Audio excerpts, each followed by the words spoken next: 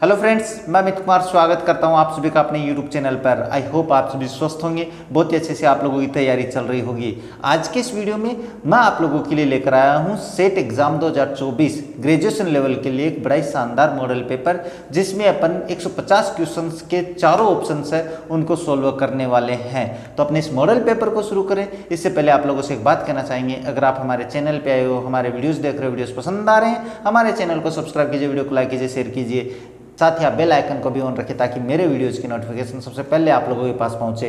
अब ज़्यादा समय नहीं लेते, शुरू करते अपने आज का मॉडल पेपर और चलते अपने मोबाइल स्क्रीन पर। निम्नलिखित में से कौन सा राजनीतिक कार्यकर्ता संबंधित देशी राज्य से सम्मिलित नहीं है? यानी आपके सामने व्यक्ति का नाम दिया हुआ है और देशी रियासत का नाम दिया हुआ है, कौन सा सम्मिलित नहीं है? तो पहले तो बता देते हैं कौन सा सम्मिलित नहीं है, उसके बाद में इसके बारे में बात करेंगे। हरिमोहन माथुर वो करौली से संबंधित नहीं है, अब इसके बारे में डिटेल से बात करेंगे। तो पहले इसके बारे में बात बता देते हैं कि कृष्णदत्त पालीवाल कौन थे। ये धौलपुर प्रजामंडल के क्या थे? पहले अध्यक्ष थे। क्या थे ये? पहले अध्यक्ष। तो धौलपुर प्रजामंडल के पहले अध्यक्ष कौन हो गए? कृष्णदत्त पालीवाल। उसके बाद में बात करते हैं मथुरादास माथुर, ये भी मारवाड़ प्रजामंडल से संबंधित हैं, मारवाड़ प्रजामंडल से संबंधित थे, तो ये भी हो गया सम्मिलित। गोपीलाल यादव है वो भरतपुर से संबंधित है, तो ये भी भरतपुर प्रजामंडल से संबंधित थे। अब बात करते हैं हरिमोहन माथुर कौन थे भाई। अब हरिमोहन माथुर की बात करें तो इनके एक साथी थे ब्रिज सुंदर शर्मा। ब्रिज सुंदर शर्मा ये इनके एक साथी थे। इन दोनों ने मिलकर क्या किया था? बूंदी राज्य, जो बूंदी राज्य था, बूंदी राज्य लोक परिषद की स्थापना की थी दोनों ने मिलकर। कब की थी? तो ये की थी इन्होंने 19 जुलाई 1944 को। तो आपके पास कितने क्वेश्चन हो गए? आपके पास 4 क्वेश्चन तो यहीं पे बन गए हैं। इसके बाद बात करें तो करौली से कौन था संबंधित? करौली प्रजामंडल की स्थापना किसने की? तो इसकी जो स्थापना की थी वो की थी त्रिलोक चंद माथुर ने। त्रिलोक चंद माथुर ने की थी। और ये कब की थी? ये की थी 1938 में। ये आपको ध्यान में रखना है। तो आपके क्वेश्चंस बहुत सारे बन गए। नेक्स्ट दे रखा भरतपुर राज्य प्रजा संघ की स्थापना हुई। अब इसमें सन है तो कोई खास क्वेश्चन नहीं भी है भाई, आप लोगों को केवल सन याद करनी पड़ेगी, तो इससे संबंधित और कोई क्वेश्चन नहीं बनने वाला। इसका आंसर होता है 1928। तो जो भरतपुर राज्य प्रजा संघ था उसकी स्थापना 1928 में हुई थी। बात करते हैं नेक्स्ट। अब अगर नेक्स्ट क्वेश्चन की बात करें तो 1857 की क्रांति के दौरान जयपुर के पॉलिटिकल एजेंट कौन थे? इसके बारे में बात करते हैं। तो सबसे पहले तो इसका उत्तर बता देते हैं। इसका उत्तर है विलियम ईडन। जयपुर के पॉलिटिकल जो एजेंट थे वो विलियम ईडन थे। इसके बारे में बात करें तो जो 3 ऑप्शंस हो रहे हैं उनके बारे में बहुत सारे क्वेश्चंस बनते हैं, उसके बारे में बात करते हैं। सबसे पहले बात करते हैं मोक मेसन की, कि मोक मेसन कौन थे। तो इसके बारे में बात करें तो ये जोधपुर जो है वहाँ के पॉलिटिकल एजेंट थे। कहाँ के पॉलिटिकल एजेंट थे? जोधपुर के पॉलिटिकल एजेंट थे। अब इसके बारे में थोड़ी सी और बातें हैं वो मैं बता देता हूँ कि चेलावास का युद्ध हुआ था भैया, आपके चेलावास का युद्ध हुआ था 18 सितंबर 1857 को। कब हुआ था? 1857 को ये युद्ध हुआ था। इसमें क्या हुआ था कि जो मोक मेसन थे इनका सर काट दिया गया भाई, सर काट दिया गया। अब ये जो सर काट दिया गया था उसे आवा के किले पे, आवा जो किला था, आवा का किला, उस पे जो मुख्य गेट है, जो मुख्य दरवाजा वहाँ पे लटका दिया गया। ये तो तथ्य हो गया अपने किसके बारे में? मोक मेसन के बारे में। अब मोक मेसन की हत्या का बदला कर लेने के लिए जो अंग्रेज अधिकारी थे होम्स एक अंग्रेज अधिकारी था, उसने क्या किया कि 20 जनवरी 1857 को आहुआ पे आक्रमण किया और वहाँ के जो क्रांतिकारी जो थे उनका दमन किया। अब इसके बारे में आपके सारे क्वेश्चन है वो सोल्व हो जाते हैं। बात करते हैं मेजर बर्टन की, कि मेजर बर्टन कौन थे। तो इसकी बात करें तो ये कोटा के पॉलिटिकल एजेंट थे। कहाँ के थे? कोटा के पॉलिटिकल एजेंट थे। अब इनका भी सर काट दिया गया था भाई, इनका भी सर काटा गया था, सर काटा गया। ये ध्यान में रखना आप लोग कि जो सर किस किस के काटे गए हैं, मोक मेसन है और मेजर बर्टन है। अब ये जो संबंधित थे कोटा में अपने पास 2 क्रांतिकारी हुए थे। एक तो थे मेहराब खां और दूसरे थे जयदयाल। अब इन दोनों ने क्या है कि कोटा में लगभग 6 महीने तक क्रांति चलाई भाई। 6 महीने तक जो कोटा था वो बिल्कुल अंग्रेज़ों से मुक्त रहा, वहाँ पे जो क्रांतिकारी थे वो शासन किया था। उसके बाद में 6 महीने के बाद में उस पर भी आक्रमण किया गया, क्रांतिकारी जो लोग थे उनका दमन कर दिया गया। इसके बाद में बात करते हैं मेजर मॉरिसन। मेजर मॉरिसन कहाँ के थे? तो ये भरतपुर के पॉलिटिकल एजेंट थे। ये कहाँ के थे? भरतपुर के पॉलिटिकल एजेंट थे। तो इस क्वेश्चन में आपके कितने क्वेश्चन बन गए हैं? ये सारे क्वेश्चन आपको ध्यान में रखने हैं, ध्यान से सुनना है। इसके बाद बात करते हैं नेक्स्ट दे रखा है, भारत के किस गवर्नर जनरल के कार्यकाल के दौरान हिंदू विधवा पुनर्विवाह अधिनियम पारित किया गया? ये शानदार है। इसके ऑप्शन की बात करते हैं तो इसमें जो बाकी बचे हैं इनके बारे में थोड़ी जानकारी नहीं है, केवल लॉर्ड मेयो है, इनके बारे में मैं बता दूंगा। तो इसका आंसर जो है वो ये है, लॉर्ड कैनिंग जो था, लॉर्ड कैनिंग जो गवर्नर जनरल था उसके कार्यकाल में विधवा पुनर्विवाह अधिनियम पारित किया गया था। तो ये ध्यान में रखना आप लोग। लॉर्ड मेयो जो मेयो कॉलेज है, मेयो स्कूल है, इनकी स्थापना का जो श्रेय है वो किसको जाता है? लॉर्ड मेयो को जाता है। बात करते हैं आगे दिया हुआ 1818 ईस्वी में कंपनी की ओर से राजपूत राज्यों से संधि करने वाला अधिकारी कौन था? सबसे पहले तो इसके बारे में बात करते हैं। तो इसका जो आंसर है वो है चार्ल्स मेटकॉफ। जो चार्ल्स मेटकॉफ थे उन्होंने अपने पास क्या है, कंपनी की ओर से राजपूत राज्यों से संधि का कार्य संभाला था। तो ये वो अधिकारी है जिसने राजपूत राज्यों से क्या है, अपनी संधि की जो बातें थी, अपनी जो संधि थी उसको आगे बढ़ाया था। अब बात करते हैं मोक मेसन के बारे में अपनी बातें हो चुकी हैं ऊपर। बात करते हैं जेम्स फर्ग्यूसन। जेम्स फर्ग्यूसन कौन था? जेम्स फर्ग्यूसन अपने पास एक वास्तुकार हुए हैं भाई, वास्तुकार, जिन्होंने भारतीय वास्तुकला, जो ऐतिहासिक वास्तुकला है उसको इसने खोजबीन में इसने अपनी भूमिका निभाई है। तो ये ध्यान में रखना फर्ग्यूसन के बारे में। चार्ल्स सेक्टर के बारे में कोई ज़्यादा खास जानकारी नहीं है, तो कोई दिक्कत नहीं है, इसको छोड़ देते हैं। बात करते हैं चार्ल्स मेटकॉफ को। तो इसका एक तो ये आंसर आपके पास आ गया कि भाई राजपूत राज्यों के साथ संधि का कार्य किसने किया था? चार्ल्स मेटकॉफ ने। इसके बारे में एक और बात बता देते हैं, इसको प्रेस मुक्तिदाता के नाम से भी जाना जाता है। प्रेस मुक्तिदाता क्यों माना जाता है वो बता देते हैं, ये ध्यान में रखना भाई। प्रेस मुक्तिदाता किसे कहते हैं या किसे कहा जाता है? तो चार्ल्स मेटकॉफ को कहा जाता है। क्यों? इसलिए कहा जाता है क्योंकि इसने जो भारतीय प्रेस थी इसको उसने स्वतंत्र किया था, अधिकार दिए थे कि वो भी अपने पास क्या है, अखबार में, न्यूज़ में वो अपनी अखबार है वो छाप सकते हैं, इसलिए इसको प्रेस का मुक्तिदाता कहा जाता है। इसके बाद में बात करते हैं नेक्स्ट क्वेश्चन। और नेक्स्ट क्वेश्चन दे रखा है, हटुंडी अजमेर में गांधी आश्रम की स्थापना किसके द्वारा की गई थी? तो इसमें बात करें तो इसका पहले आंसर बता देते हैं। इसका आंसर है हरिभाऊ उपाध्याय ने इसकी स्थापना की थी।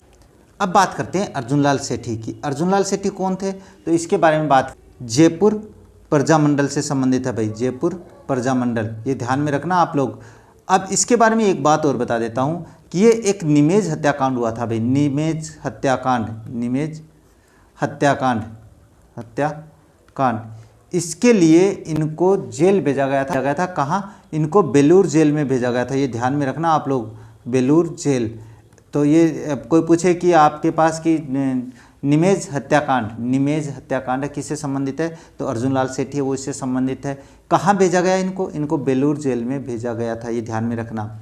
बात करते हैं जमनालाल बजाज की। तो जमनालाल बजाज को आप सभी जानते हैं, ये एक बड़े भामाशाह हुए हैं अपने पास, ये भामाशाह हुए हैं और इन्होंने कांग्रेस को 1 लाख रुपए का दान किया था जब वो स्वतंत्रता संग्राम के लिए संघर्ष कर रहे थे। 1 लाख रुपए का इसने क्या दिया था? दान दिया था, इसलिए इसको भामाशाह माना जाता है। बात करते हैं माणिक्यलाल वर्मा। तो माणिक्य वर्मा मेवाड़ प्रजामंडल के सदस्य थे भाई, मेवाड़ प्रजामंडल की स्थापना में करने में इनका भी भूमिका रही है। इसके बारे में बात करें तो और क्या भूमिका है इनकी? ये अपने पास संविधान सभा के सदस्य थे, तो ये भी ध्यान में रखना आप लोग। इसके बाद में बात करें तो ये जो अपने पास थे माणिक्यलाल वर्मा, ये राजस्थान के एकमात्र प्रधानमंत्री बने थे, ये ध्यान में रखना आप लोग। उसके बाद में क्या है, प्रधानमंत्री का पद है वो भारत में कर दिया गया था, राज्य से ये पद हटा दिया गया था। इसके बारे में बात करते हैं नेक्स्ट विजय सिंह पथिक ने किस समाचार पत्र के माध्यम से बिजोलिया किसान आंदोलन का प्रचार पूरे भारत में कर दिया था? अब इसके बारे में बात करें तो इसमें सबसे पहले बात करते हैं कि वो इसका जो आंसर है वो तो है प्रताप, कि जो प्रताप अखबार था, समाचार पत्र था, इससे उसने पूरे भारत में अपने बिजोलिया जो किसान आंदोलन था उसका प्रचार प्रसार किया था। तो ये तो ध्यान में रखना आप लोग। अब बात करते हैं नवीन राजस्थान और तरुण राजस्थान की। नवीन राजस्थान के बारे में बात करें,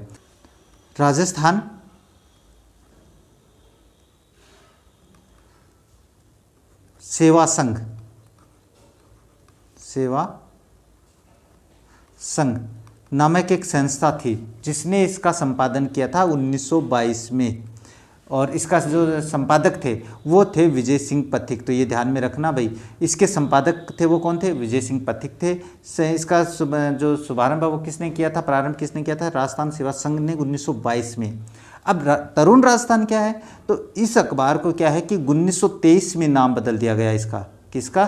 इसी अखबार का नाम है, नवीन राजस्थान का अखबार का नाम रख दिया तरुण राजस्थान 1923 में। तो बस ये ध्यान में रखना आप लोग को। बात करते हैं युगांतर की। युगांतर की बात करें तो ये एक बांग्ला भाषा का क्या था? ये अखबार था, बांग्ला भाषा का अखबार था।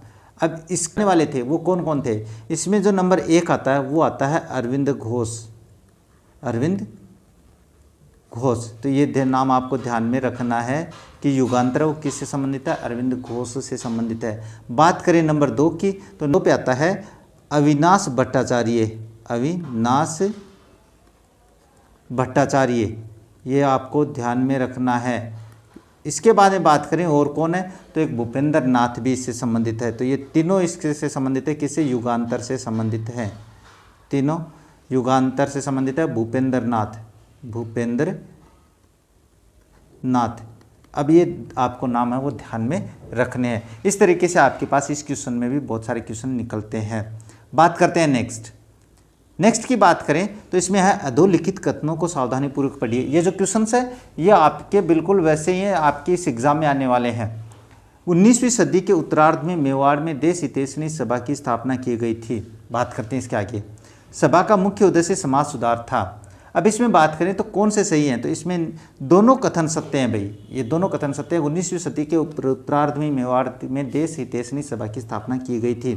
किसके द्वारा की गई थी ये मैं बता देता हूँ। ये की गई थी महाराणा सज्जन सिंह के द्वारा, महाराणा सज्जन सिंह के द्वारा की गई थी।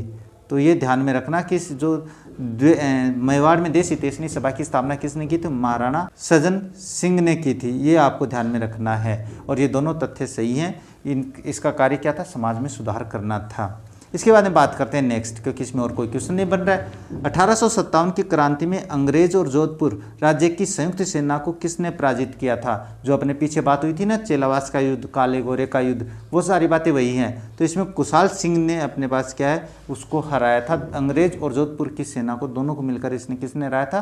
ठाकुर कुशाल सिंह ने हराया था। अब जो बात करते हैं इसके बारे में, जयदयाल और इसके बारे में मेहराब खान के बारे में, इनके बारे में मैंने बता दिया कि कोटा में जो क्रांति हुई थी, मेजर बटन का जो सर कलम किया गया था वो इन्हीं के नेतृत्व में किया गया था। इसके बाद में बात करते हैं नेक्स्ट है निम्नलिखित ठिकानों में से किसने चौरी कर लगाया? अब ये ठिकाने थे भाई जो अपने अपने कर लगाया करते थे। तो इसमें कर किसने लगाया था? तो ये जो कर लगाया था वो लगाया था बिजोलिया के ठाकुर ने लगाया था। बिजोलिया के जो ठाकुर थे उन्होंने चौरी कर वो लगा दिया था, इसलिए बिजोलिया किसान आंदोलन वो शुरू किया गया। नेक्स्ट है महणसर प्रसिद्ध है। महणसर क्यों प्रसिद्ध है? तो इसका आंसर बता देते हैं कि ये सोने की चित्रकारी के लिए फेमस है भाई। महणसर है वो सोने की चित्रकारी के लिए प्रसिद्ध है। अब बात करते हैं इसमें मुगलकालीन चित्रों के लिए, अधिकता के लिए नहीं, ये गलत है। इसके बाद में बात करें 360 खिड़कियों की हवेली। इसके बारे में मैं क्वेश्चंस बता देता हूं भाई। सबसे पहले तो कोई बात करें कि 360 खिड़कियों की हवेली है कहाँ पे? तो ये आपके पास झुंझुनू जिले में है। कोई भी क्वेश्चन आ जाए कि 360 खिड़कियों की हवेली है वो कहाँ पे है? तो झुंझुनू जिले में है। झुंझुनू जिले में पूछे कहाँ है तो ये मंडावा एक स्थान है अपने पास, वहाँ पे है झुंझुनू जिले में। इसके बारे में बात करें आगे तो इसका निर्माण किसने करवाया था? तो वो करवाया था ईसर दास जोशी ने। इसका निर्माण है 360 खिड़कियों की जो हवेली है, इसका निर्माण ईसर दास जोशी ने इसका निर्माण करवाया था। अब बात करते हैं सती माता मंदिर के लिए। तो ये सती माता मंदिर आप जानते हो झुंझुनू में ही है। इसके बाद में जो नेक्स्ट क्वेश्चन है वो दिया हुआ है आपके पास, शिक्षा संत के रूप में प्रसिद्ध स्वामी केशवानंद का जन्म कहाँ हुआ था? ये क्वेश्चन है, ये रिपीट होने की कोई संभावना नहीं है, फिर भी मैं बता देता हूँ। इसका आंसर है मंगलूना गांव में हुआ था भाई। इसका आंसर कहाँ है? ये कहाँ पे पैदा हुए थे स्वामी केशवानंद? वो मंगलूना गांव में पैदा हुए थे। इसके बाद में बात करें भारतीय लोक कला मंडल संस्थान कहाँ स्थित है? तो ये कोई ज़्यादा टफ क्वेश्चन नहीं है। ये आपके उदयपुर जिले में है। जो भारतीय लोक कला मंडल संस्थान कहाँ है? उदयपुर में है। इसके बारे में बात करें आगे नेक्स्ट जो दे रखा है वो है कार्तिक महीने में चंद्रभागा पशु मेला राजस्थान में किस स्थान पर आयोजित किया जाता है। तो ये झालरापाटन में आयोजित किया जाता है, और कोई जिला पूछे तो झालावाड़ जिला आएगा। अब झालरापाटन में पहले इसके मेले की बात करें तो ये जो मेला है वो 3 दिन चलता है। कहाँ कब तक चलता है? 3 दिन चलता है। और इस मेले में जो मालवी नस्ल है, मालवी नस्ल के जो बैल है वो का क्रय विक्रय किया जाता है, जो मालवी नस्ल है।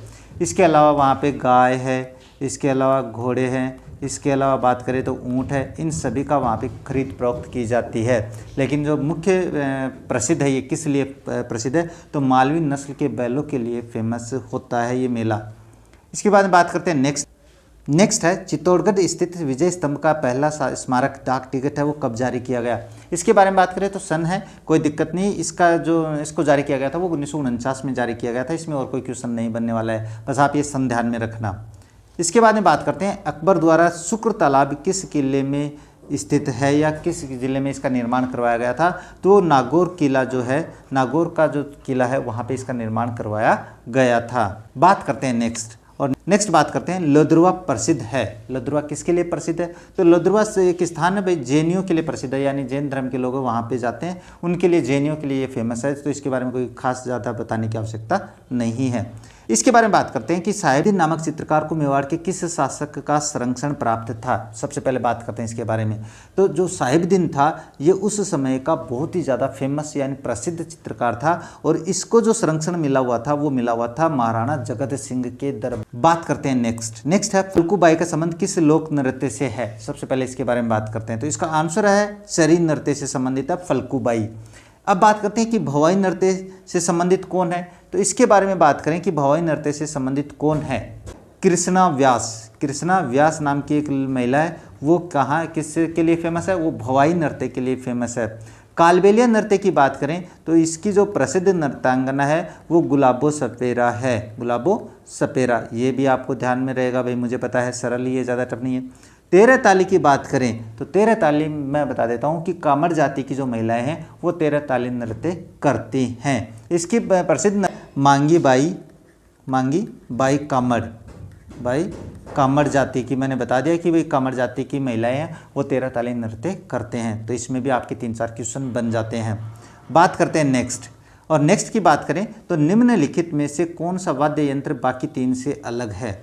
अब इनमें मैं बता देता हूँ, ये जो खड़ताल है ये आपके पास झनकार वाला वाद्य यंत्र है, जबकि मशक है, अलगोजा है और शहनाई है ये मुंह से बजाने वाले वाद्य यंत्र है। इसलिए आपको ये 3 तो सेम है, बाकी ये अलग हो जाता है, तो इसमें और समझाने की आवश्यकता नहीं है। इसके बाद में बात करते हैं नेक्स्ट है निम्नलिखित में से किस षड्यंत्र केस में प्रताप सिंह बहारट को कारावास दिया गया था। अब इसमें बात करें तो बनारस जो षड्यंत्र था, बनारस षड्यंत्र मुकदमा जो था, इसके चक्कर में प्रताप सिंह बहारट को जेल में भेजा गया था, कारावास दिया गया था। अब इसके बारे में बात करें कि ये क्या था, तो ये था बनारस में हथियार पहुंचाना। ये एक षड्यंत्र था, बनारस में हथियार कैसे पहुंचाए जाए।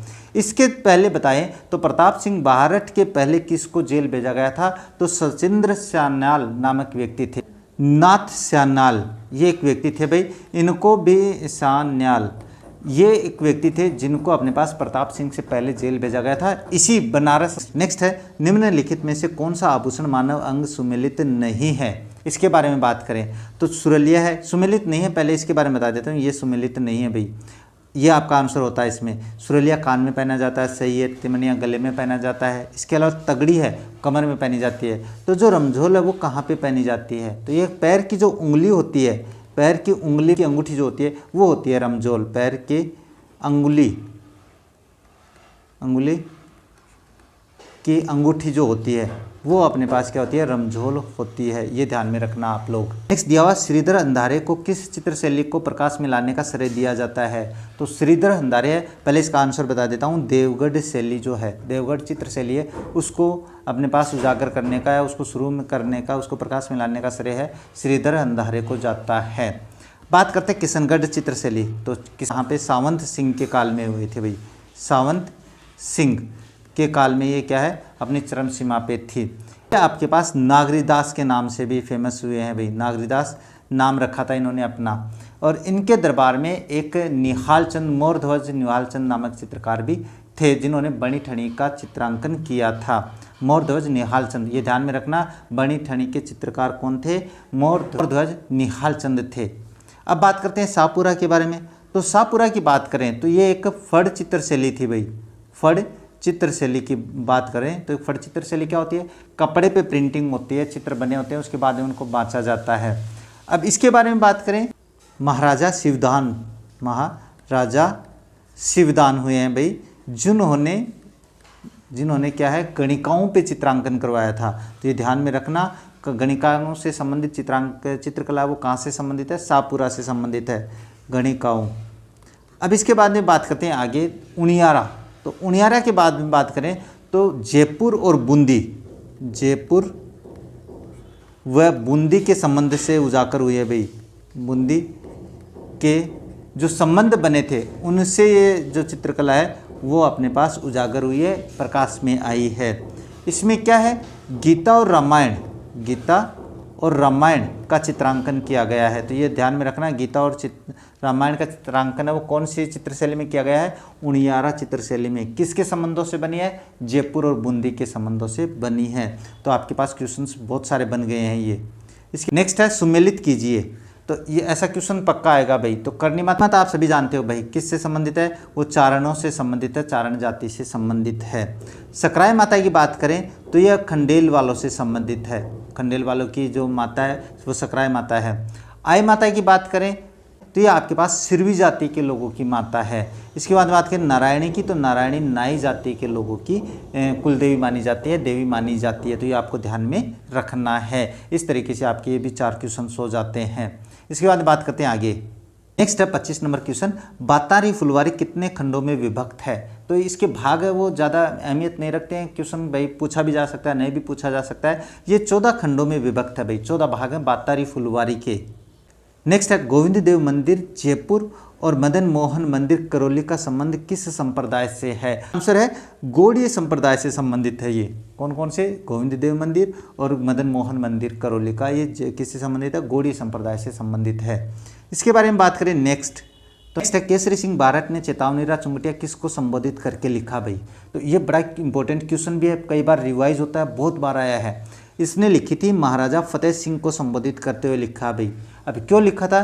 क्योंकि ये दिल्ली दरबार में सम्मिलित होने जा रहे थे, जो अंग्रेजों द्वारा लगाया गया था दिल्ली दरबार, वहाँ पर सम्मिलित होने के लिए जा रहे थे। तब केसरी सिंह बारट ने चेतावनीराज चुंगटिया लिखा और इनको संबोधित करते हुए इनके पास भेजा, जिनको पढ़कर महाराणा फतेह सिंह वापस दिल्ली दरबार में पहुँचे ही नहीं थी, वहाँ से वापस आ गए थे। ये बात आपको ध्यान में रखनी है। ये कब की बात है? 1803 की बात है, ये ध्यान में रखना आप लोग। इसके बाद बात करते हैं नेक्स्ट है जोधपुर का महामंदिर उपासना स्थल है। अब वो किसका है? इसके बारे में बात करें तो वो नाथ संप्रदाय का है भाई। ये ध्यान में रखना, जोधपुर का महामंदिर है कि कौन से संप्रदाय का है? नाथ संप्रदाय का है। इसमें आपको मुझे लगता है कोई और ज़्यादा समझाने की आवश्यकता नहीं है। नेक्स्ट करें तो बढ़ार क्या है? इसके बारे में आपसे क्वेश्चन पूछा जा सकता है। विवाह पर आयोज्य भोज जो होता है वो बढ़ार कहलाता है। कभी कभी बच्चे इसको मृत्यु से संबंधित कर देते हैं, जो नहीं है। बात करते हैं नेक्स्ट। और नेक्स्ट क्या दिया हुआ है? निम्न में से कौन सा युग में सुमेलित नहीं है? अब हमीर महाकाव्य है वो नयनचंद्र सूरी ने लिखा है भाई, बिल्कुल सही है। वंश भास्कर सूर्यमल मिश्रण ने लिखा है, बिल्कुल सही है ये बात भी। कुवलय माला उदोतन सूरी ने लिखी है, ये भी सही है। और विजय पृथ्वीराज विजय ये चंद्रवरदाई ने नहीं लिखी है भाई। तो किसने लिखी है फिर? तो जो पृथ्वीराज विजय है वो जयानक ने लिखी है, जयानक ने। तो ये आपको ध्यान में रखना है। फिर चंद्रवरदाई ने क्या लिखा है? तो उसने लिखा है पृथ्वीराज रासो नामक जो ग्रंथ थी वो किसने लिखा? वो चंद्रवरदाई ने लिखा है। जयानक ने क्या लिखी है? पृथ्वीराज विजय लिखी है। ये आपको ध्यान में रखना, क्वेश्चन आपके इसमें भी बहुत सारे हो गए हैं। इसके बाद में बात करते हैं नेग। मुक्ति नामक कविता संग्रह के रचयिता कौन है? तो इसमें बात करें तो इसके मिथेश निर्मोही है। ये आपको क्वेश्चन है, ज़्यादा इंपॉर्टेंट नहीं देने इसको, क्योंकि ये दोबारा नहीं पूछा जाएगा। नेक्स्ट है भील जनजाति के पुरुष कमर पर जो वस्त्र लपेटा करते हैं उसे क्या कहते हैं? तो पहले तो इसका आंसर बता देता हूँ। उसे क्या कहते हैं? उसे खोयतु कहते हैं। जो अपने कमर पर कपड़ा पहनते हैं उसको खोयतु कहते हैं, भील जनजाति के लोग।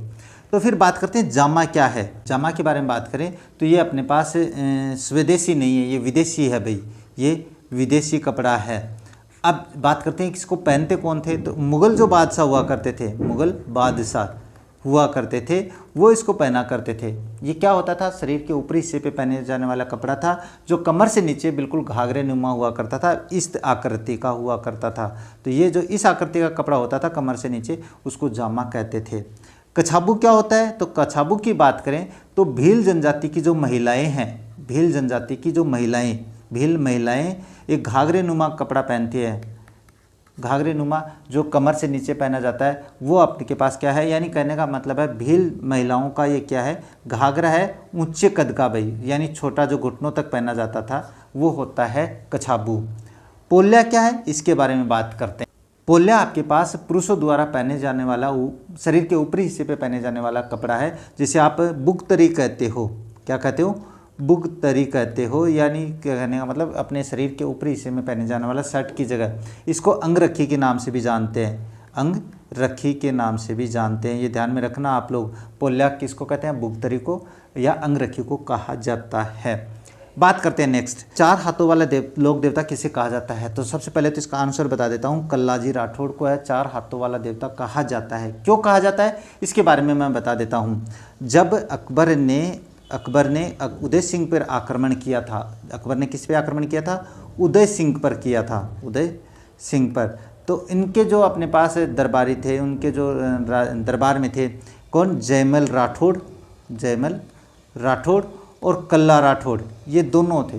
ये अपने पास क्या है कि पैरों पे चोट लग गई थी तो वो चल नहीं पा रहे थे। जयमल को किसने गोली मारी थी, अपने पास अकबर ने गोली मारी थी। ध्यान में रखना, जयमल को गोली किसने मारी थी, अकबर ने। तो फिर कल्ला जी ने क्या किया कि इनको अपने कंधे पे उठाकर क्या है, मुगल सैनिक थे उन पे टूट पड़े थे, और चारों हाथों में ऊपर 2 हाथ किसके, जयमल राठौड़ के, और नीचे 2 हाथ किसके, कल्ला जी के, और चारों हाथों से वो लड़ रहे थे और लगभग काफ़ी समय तक उन्होंने अपने मुगल सेनाओं का सामना किया था। ये ध्यान में रखना है। मल्लिनाथ जी की बात करें तो ये कहाँ से संबंधित है, ये बाड़मेर से संबंधित है आपके पास, तो इनके बारे में और समझाने की आवश्यकता नहीं है। फत्ता जी जालोर से संबंधित है, सांथू गांव में, तो ये भी आपको ध्यान में रखना है, जालोर के सांथू गांव में। अब ये क्या, इन्होंने क्या किया, गांवों की रक्षा की थी लुटेरों से। तो इसके बाद में ये जब शहीद हो गए तो इनको अपने पास लोक देवता का नाम दे दिया गया, लोक देवता बना दिया गया। झुंझार सिंह की बात करें तो ये भी अपने पास, ये आपके पास सीकर जिले के हैं, सीकर के इमलोहा गांव के हैं भाई, इमलोहा।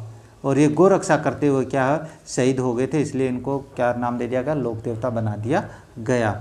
अब इस तरीके से आपको ध्यान में रखना है। अब बात करते हैं नेक्स्ट बात करें तो सांप्रदायिक सौहार्द के प्रतीक काजी हमीदुद्दीन नागौरी किस सूफी सिलसिले के थे। आंसर होता है सुहरावर्दी के। ये अपने पास किस सूफी सिलसिले के थे, ये सुहरावर्दी सिलसिले के थे, ये ध्यान में रखना है और कुछ ज़्यादा समझाने की आवश्यकता नहीं है। इसके बाद बात करते हैं नेक्स्ट है मलिक शाह की मस्जिद कहाँ स्थित है। तो ये आपके पास जालोर में स्थित है, ये ध्यान में रखना। मलिक शाह की मस्जिद है वो जालोर में है, इसमें और समझाने की आवश्यकता नहीं है। अब इस क्वेश्चन की बात करें भाई, थोड़ा सा कन्फ्यूजन वाला क्वेश्चन है, ऐसा क्वेश्चन पक्का आएगा, लेकिन इस बार ऐसा नहीं आएगा। मैं बता देता हूँ कैसा आएगा। यदि भारतीय मानक समय IST को निर्धारित करने वाली देशांतर रेखा को प्रधान रेखा का दर्जा दिया जाए तो अंतर्राष्ट्रीय तिथि रेखा पर क्या होगा। तो इसमें आपके पास 97.5 डिग्री पूर्व होगा। नेक्स्ट भारत में शुष्क क्षेत्र कृषि की जाती है। अब शुष्क खेती भारत में कहाँ की जाती है, तो एक बात ध्यान में रखना, जहाँ पर अपने पास बारिश है वो 35 सेंटीमीटर से 75 सेंटीमीटर के बीच में होती है, वहाँ पे शुष्क खेती की जाती है। तो ये कोई ज़्यादा टफ क्वेश्चन नहीं है, इसके बारे में और समझाने की आवश्यकता नहीं है। बात करते हैं, भारत को 15 कृषि जलवायु प्रदेशों में विभक्त किया गया है, किसके द्वारा। ये क्वेश्चन बड़ा इंपॉर्टेंट है भाई। लोग क्या करते हैं, कृषि मंत्रालय द्वारा कर देते हैं, जबकि इसका आंसर होगा योजना आयोग द्वारा। ये आपको ध्यान में रखना है। अब बात करते हैं नेक्स्ट भारत की प्रथम जैतून रिफाइनरी राजस्थान में स्थापित की गई थी। कहाँ की गई थी, ये आपको ध्यान में रखना, लूणकरणसर बीकानेर में की गई है भाई। प्रथम जैतून रिफाइनरी राजस्थान में कहा, लूणकरणसर बीकानेर में, इसमें और समझाने की आवश्यकता नहीं है। अब बात करते हैं नेक्स्ट, भारत में सर्वाधिक रागी उत्पादक राज्य कौन सा है। तो रागी उत्पादक राज्य जो है वो आपके पास कर्नाटक है, इसमें और समझाने की आवश्यकता नहीं है, बहुत ही आसान क्वेश्चन है। इसमें तो आपको ये याद ही करने पड़ेंगे कि कौन सी जो फसल है वो कहाँ की जाती है। बात करते हैं नेक्स्ट, और नेक्स्ट दे रखा है निम्नलिखित में से कौन सा स्थानांतरित कृषि क्षेत्र सुमेलित नहीं है। यानी कहने का मतलब सामने स्थानांतरित कृषि दी हुई है और क्षेत्र दिया हुआ है, कौन सा सुमेलित नहीं है। तो पोणम है वो केरल में होती है स्थानांतरित कृषि, पोडू भी अपने पास कहाँ है आंध्र प्रदेश और उड़ीसा में होती है, झूम भी असम में होती है, कुमारी है वो मध्य प्रदेश में नहीं होती है। तो फिर कुमारी जो कृषि है वो कहाँ होती है, ये आपके पास पश्चिमी जो घाट है, पश्चिमी जो घाट क्षेत्र है वहाँ पर ये कृषि की जाती है कुमारी नाम से। कौन सी स्थानांतरित कृषि, तो ये आपको नाम ध्यान में रखना है, कुमारी, पोनम, पोडू, झूम क्या है, ये सभी स्थानांतरित कृषि होती है। इसके बाद बात करें पाक स्ट्रेट अवस्थित है। पाक स्ट्रेट यानी पाक जल संधि कहाँ पर है, ये आपके पास भारत और श्रीलंका के मध्य है। जो जल संधि है वो कहाँ है, भारत और श्रीलंका के मध्य है, भारत और पाकिस्तान के मध्य नहीं है कि पाक का नाम देख लिया, ये नहीं है। बात करते हैं नेक्स्ट, और नेक्स्ट क्वेश्चन की बात करें तो नेक्स्ट आता है निम्नलिखित पहाड़ियों में से कौन सी सतपुड़ा श्रृंखला का भाग नहीं है। अब इसमें बात करें तो जो राजपीपला है यह अपने पास इस सतपुड़ा श्रृंखला का है, महादेव इस श्रृंखला का है, मेकाल वो इस श्रृंखला का है, जो भारनेर है वो इस श्रृंखला का नहीं है। तो इसमें आपको भारनेर ध्यान में रखना है। बात करते हैं भारत के किस राज्य में कुल क्षेत्रफल के वनों का क्षेत्रफल प्रतिशत सर्वाधिक है, ये आपको ध्यान में रखना है भाई। जो मिजोरम है वहाँ पे प्रतिशत के आधार पे सबसे ज़्यादा जंगल है मिजोरम में, ये आपको ध्यान में रखना है। कितने हैं, 85.41% जंगल है वो इसकी भूमि पर है, मिजोरम की भूमि पर। तो अब बात करते हैं कि सबसे ज़्यादा जंगल कहाँ पे है, तो सबसे ज़्यादा जो जंगल है वो आपके पास मध्य प्रदेश में है, मध्य प्रदेश, ये आपको ध्यान में रखना है सबसे ज़्यादा जंगल। इसके बाद में बात करें तो इसके बाद में अरुणाचल प्रदेश में, ये आपको ध्यान में रखना है अरुणाचल। ये क्वेश्चन क्यों बता रहा हूँ, क्योंकि कभी कभी क्रम पूछ लेते हैं। तो मध्य प्रदेश, अरुणाचल प्रदेश। इसके बाद में बात करें छत्तीसगढ़ आता है, छत्तीसगढ़ में है तीसरे नंबर पे। फिर बात करें तो फिर उड़ीसा आता है चौथे नंबर पर, यह आपको ध्यान में रखना है। सबसे ज़्यादा एक नंबर पे ज़्यादा सबसे जंगल ज़्यादा किसमें है, मध्य प्रदेश, अरुणाचल प्रदेश नंबर 2, छत्तीसगढ़ नंबर 3 और उड़ीसा नंबर 4 में आता है। इसके बाद में बात करते हैं नेक्स्ट बात करें तो शिव समुद्रम जलप्रपात है वो किस नदी पर अवस्थित है, तो ये आपके पास कावेरी नदी पर अवस्थित है, इसमें और समझाने की आवश्यकता नहीं है। बात करते हैं नेक्स्ट है निम्नलिखित में से राजस्थान के किन जिलों में मुख्यतः कछारी मृदा पाई जाती है। तो सबसे पहले इसके ऑप्शन की बात करते हैं, भरतपुर, धौलपुर में पाई जाती है। इसके अलावा बात करें तो और कहाँ पाई जाती है वो, इसके अलावा दौसा है, दौसा में पाई जाती है, जयपुर है, जयपुर में पाई जाती है। ये आपको ध्यान में रखना है कि कहीं अगली बार जयपुर दौसा का नाम आ जाए और आप कन्फ्यूजन में आ जाओ। तो कछारी मृदा है दौसा, जयपुर, भरतपुर, धौलपुर में पाई जाती है। बांसवाड़ा, डूंगरपुर में कौन सी मिट्टी पाई जाती है, तो ये भी आप लोगों को पता होना चाहिए। तो यहाँ पे आपके पास दोमट मिट्टी पाई जाती है, तो इसमें समझाने की आवश्यकता नहीं है। कोटा बूंदी की बात करें तो यहाँ पे आपके पास मध्यम काली मृदा पाई जाती है, तो ये आपको ध्यान में रखना है। इसके बाद बात करें बीकानेर, जैसलमेर में, तो ये तो आप लोग जानते हो भाई, बालू मिट्टी पाई जाती है इसमें, तो बालू मिट्टी यहाँ पे पाई जाती है, तो ये आपको ध्यान में रखना। मिट्टी मैंने बता दिया, क्वेश्चन इसमें भी 4-5 हो गए हैं। इसके बाद में बात करते हैं नेक्स्ट है जनगणना 2011 के अनुसार राजस्थान में लिंगानुपात है। अब इसके बारे में लिंगानुपात डायरेक्ट नहीं पूछा, इसने पूछा राष्ट्रीय औसत से 15 कम। तो सबसे पहले जो आंसर है वो यही है, क्योंकि जो निकटतम डिफरेंस है वो इसी में दिया हुआ है। बात करते हैं कितना, तो राजस्थान का जो अपने पास लिंगानुपात है वो आपके पास 928 है, 928। और अगर अपन भारत की बात करें तो भारत का आपके पास लिंगानुपात 900।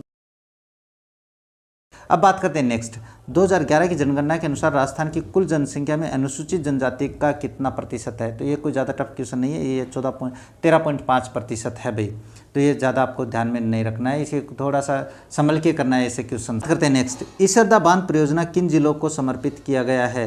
तो इसके बारे में बात करें तो ये टोंक और सवाईमाधोपुर में किया गया भाई, टोंक और सवाईमाधोपुर के लिए इस योजना का निर्माण किया गया था। बात करते हैं नेक्स्ट है निम्नलिखित में से कौन सा स्थलाकृति अवस्थिति सुमेलित नहीं है। यह आपको थोड़ा सा क्वेश्चन समझदारी से करना है, बड़ा आसान क्वेश्चन, आसान है लेकिन बच्चे गलत कर देते हैं। उड़िया का पठार माउंट आबू में है, बिल्कुल सही है।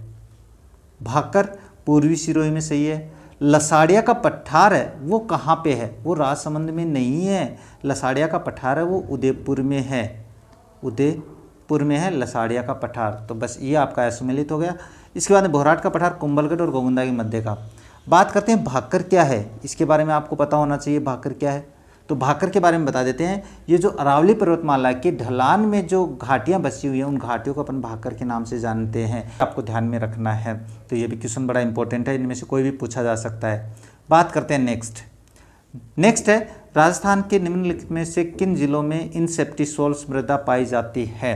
तो इसका आंसर है पाली, भीलवाड़ा और सिरोही। यहाँ पर कौन सी मिट्टी पाई जाती है, इनसेप्टिसोल्स मृदा पाई जाती है। अब ये इनसेप्टिसोल्स मृदा क्या है इसके बारे में बात करते हैं। जो मृदा न्यूनतम क्षितिज विकास उत्पन्न करे वो आपके पास क्या होता है, वो इनसेप्टिसोल्स मृदा होती है। इसके बाद में नेक्स्ट है कौन सा खनिज खनन क्षेत्र सुमेलित नहीं है। तो इसके बारे में बात करते हैं। तो रॉक फॉस्फेट झामर कोटरा बिल्कुल सही है। मैंगनीज है वो काला खूंटा सही है।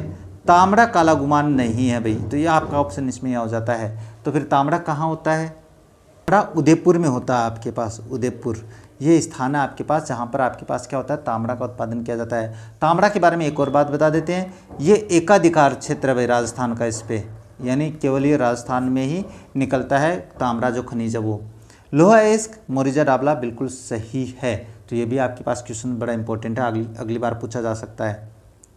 बात करते हैं नेक्स्ट, शेरगढ़ वन्य जीव अभ्यारण्य किस जिले में स्थित है। तो ये बहुत ही आसान है, ये 12 जिले में है, इसमें समझाने की आवश्यकता नहीं है। इसके बाद बात करते हैं राजस्थान का सबसे बड़ा कृषि जलवायु प्रदेश कौन सा है। तो एक बात ध्यान में रखना, सबसे बड़ा जलवायु प्रदेश जो है वो है अति शुष्क आंशिक सिंचित क्षेत्र जो है वो आपका सबसे बड़ा जलवायु है, ये ध्यान में रखना आप लोग। इसके बाद बात करते हैं नेक्स्ट, तो नेक्स्ट है बीथड़ी पवन ऊर्जा राजस्थान के किस जिले में स्थापित की गई है। तो कोई ज़्यादा टफ नहीं है भाई, जोधपुर जिले में स्थापित की गई है। पवन ऊर्जा एक परियोजना है जो जोधपुर जिले में शुरू की गई थी। बात करते हैं नेक्स्ट, राजस्थान में कौन से जिलों में जनसंख्या घनत्व 100 व्यक्ति प्रति वर्ग किलोमीटर से भी कम पाया जाता है। ये बड़ा आसान क्वेश्चन है लेकिन कन्फ्यूजन वाला है। कैसे, इसमें बात करें तो जैसलमेर सही है सभी में जो है। उसके बाद में बाड़मेर भी सही है। अब जोधपुर और बीकानेर में बच्चे कन्फ्यूजन आ जाते हैं, तो सबसे कम तो है जैसलमेर का, उसके बाद में बाड़मेर का और उसके बाद में बीकानेर में पाया जाता है। ये आपका 100 से कम जो क्षेत्रफल वर्ग किलोमीटर प्रति व्यक्ति है वो इसमें पाए जाते हैं। बात है नेक्स्ट, राजस्थान राज्य पर्यावरण नीति किस वर्ष 2010 में क्या है घोषित की गई थी। बात करते हैं नेक्स्ट बात करें तो राजस्थान के किस भाग में मक्का का सर्वाधिक उत्पादन होता है। तो आप सभी जानते हो भाई दक्षिणी और दक्षिणी पूर्वी क्षेत्र में मक्का का उत्पादन ज़्यादा होता है। ये ज़्यादा टफ क्वेश्चन भी नहीं है। बात करते हैं नेक्स्ट आप लोगों के पास 2011 की जनगणना के अनुसार राजस्थान के किस जिले में न्यूनतम ग्रामीण लिंगानुपात था। सबसे पहले तो बात करते हैं लिंगानुपात क्या होता है। तो प्रति 1000 पुरुषों के पीछे महिलाओं की जो संख्या होती है वो आपके पास क्या होता है, लिंगानुपात होता है। ये आपको समझ में आ गया होगा। बात करते हैं सबसे पहले इसके आंसर की। आंसर है इसका धौलपुर, जो सबसे कम ग्रामीण लिंगानुपात वाला जिला है वो धौलपुर है। और इसका लिंगानुपात कितना है, तो वो है 841, यानी प्रति 1000 पुरुषों पे यहाँ पे कितनी महिलाएं हैं, यहाँ पे 841 है ग्रामीण क्षेत्र में। ये आपको ध्यान में रखना है, ग्रामीण क्षेत्र की बात कर रहे हैं। अब आगे बात करें तो पाली क्या है। तो पाली के बारे में बात करें तो सबसे ज़्यादा ग्रामीण जो लिंगानुपात है वो पाली का है। सबसे ज़्यादा ग्रामीण लिंगानुपात है वो कहाँ का है, वो पाली का है। और ये कितना है, ये आपके पास है 1003 प्रति पुरुषों पे है। इसका मतलब ग्रामीण जो लिंगानुपात है सबसे ज़्यादा वो पाली जिले का है। इसके बाद में बात करते हैं कि टोंक जिला किस लिए पे है भाई। लिंगानुपात में टोंक का क्या है, तो शहरी जो लिंगानुपात है, शहरी लिंगानुपात सबसे ज़्यादा कहाँ का है, वो अपने पास टोंक जिले का है। कितना है, ये है 985 महिलाएं हैं 1000 पुरुषों पे शहरी क्षेत्र में। तो शहरी लिंगानुपात सबसे ज़्यादा किसका है, वो टोंक जिले का है। अब जैसलमेर की बात करें तो जैसलमेर का क्या है, तो सबसे कम जो शहरी लिंगानुपात है, शहरी लिंगानुपात सबसे कम की बात कर रहे हैं, सबसे ज़्यादा ही बात नहीं कर रहे हैं। सबसे कम की बात करें तो वो जैसलमेर का है। और जैसलमेर का लिंगानुपात कितना है शहरी, वो है 807। तो वो है 807। ये आपको ध्यान में रखना है। ये आंकड़े आप लोगों के लिए बड़े मायने रखते हैं। तो इसमें अपने पास 4 क्वेश्चन आ गए हैं जिनके आने की संभावना है। इसके बाद में बात करते हैं खस की घास मुख्य रूप से राजस्थान में पाई जाती है। खस की घास कहाँ पाई जाती है, तो ये बता देते हैं पहले इसका आंसर। भरतपुर और टोंक वन विभाग में पाई जाती है। इसके अलावा बात करें भरतपुर और टोंक के अलावा तो कहाँ पाई जाती है, तो ये सवाई माधोपुर में पाई जाती है। सवाई माधोपुर जो जिला है वहाँ पर भी ये घास है वो पाई जाती है। अब बात करते हैं ये खसखस की घास है, इसको खसखस की घास बोलते हैं भाई।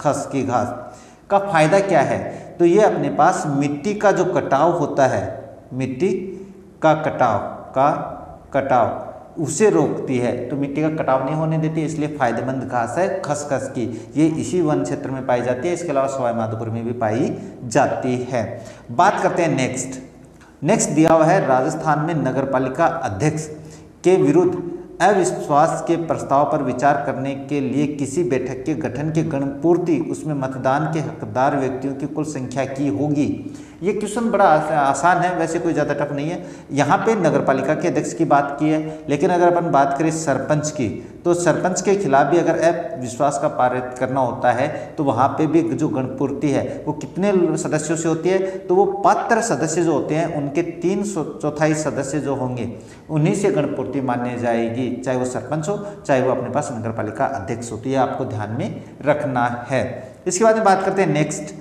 नेक्स्ट है राजस्थान विधानसभा के प्रथम प्रोटेम स्पीकर कौन थे। तो एक बात ध्यान में रखना, जो अपनी पहली विधानसभा थी 1952 से 57 के बीच में, उसके पहले प्रोटेम स्पीकर बनाए गए थे। महाराव संग्राम सिंह को बनाया गया था प्रोटेम स्पीकर। अभी प्रोटेम स्पीकर के बारे में मैंने क्लास बना रखी है बड़ी शानदार, आप वो देख सकते हो। इसके बाद में बात करते हैं नेक्स्ट है राज्य मानवाधिकार आयोग के अध्यक्ष की नियुक्ति राज्यपाल द्वारा एक समिति की सिफारिश पर की जाती है, जिसमें कौन शामिल नहीं होता है। बड़ा अच्छा क्वेश्चन है, आप लोगों को ध्यान में रखना चाहिए भाई। उस समिति में मुख्यमंत्री होता है, विधानसभा का अध्यक्ष होता है, विधानसभा का विपक्ष का नेता होता है। उसमें अपने पास उच्च न्यायालय का मुख्य न्यायाधीश नहीं होता है। तो ये क्वेश्चन आपको ध्यान में रखना है।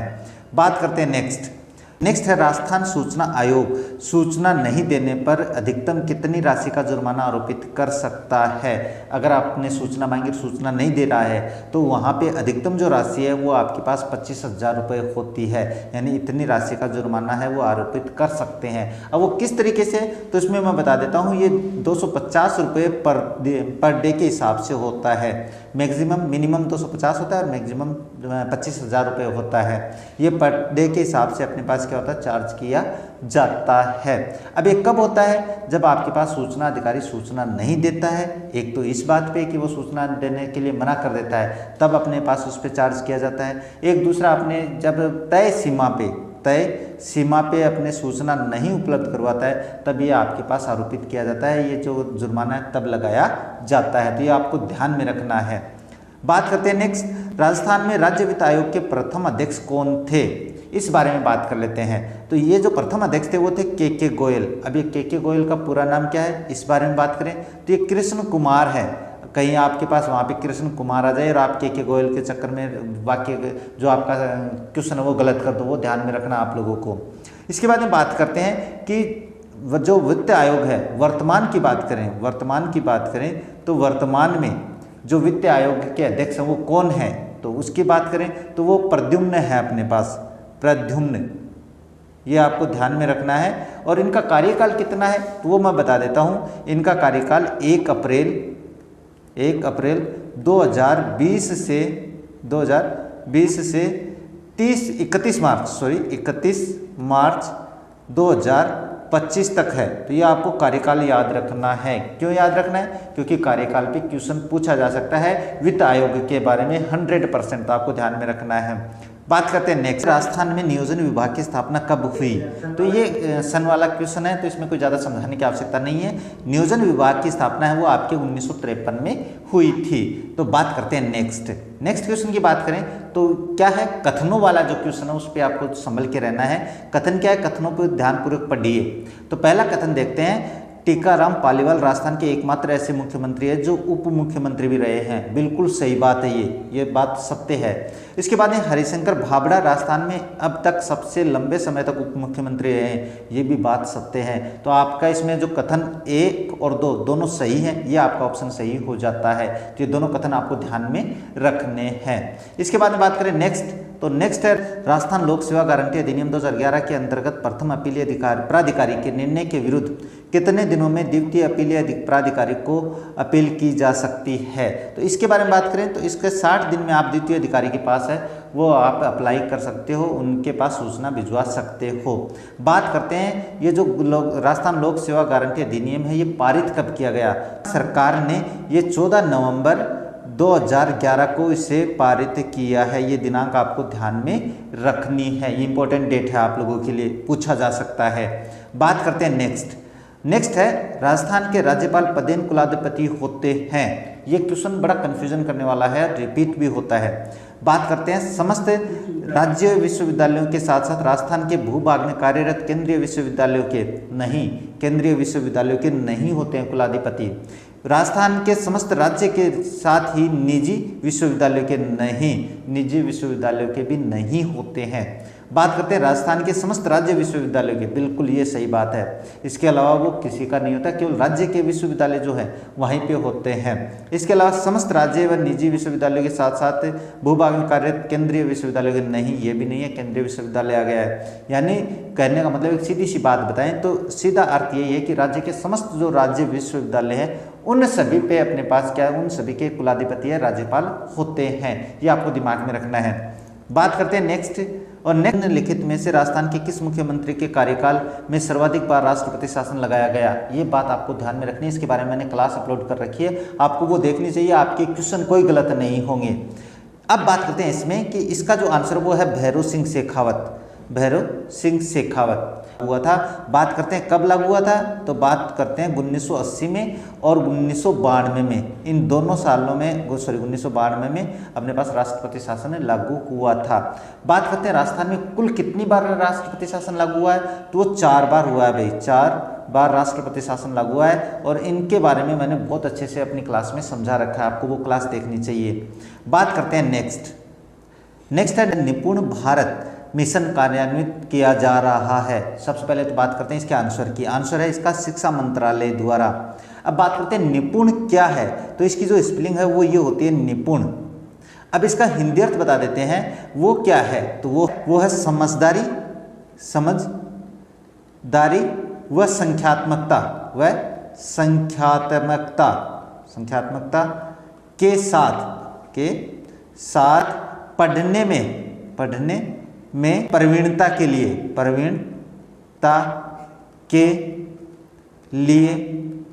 राष्ट्रीय पहल। तो ये आपको ध्यान में रखना है, इसका हिंदी अर्थ ये होता है, ये आपको ध्यान में रखना है। अब बात करते हैं इसमें अपने पास जो NEP 2020 है, यानी नेशनल एजुकेशन पॉलिसी जो है 2020, इसके तहत इसमें बताया गया कि 3 साल से 9 साल तक के बच्चों के लिए है, उनको पढ़ने के लिए सामग्री उपलब्ध करवाना है।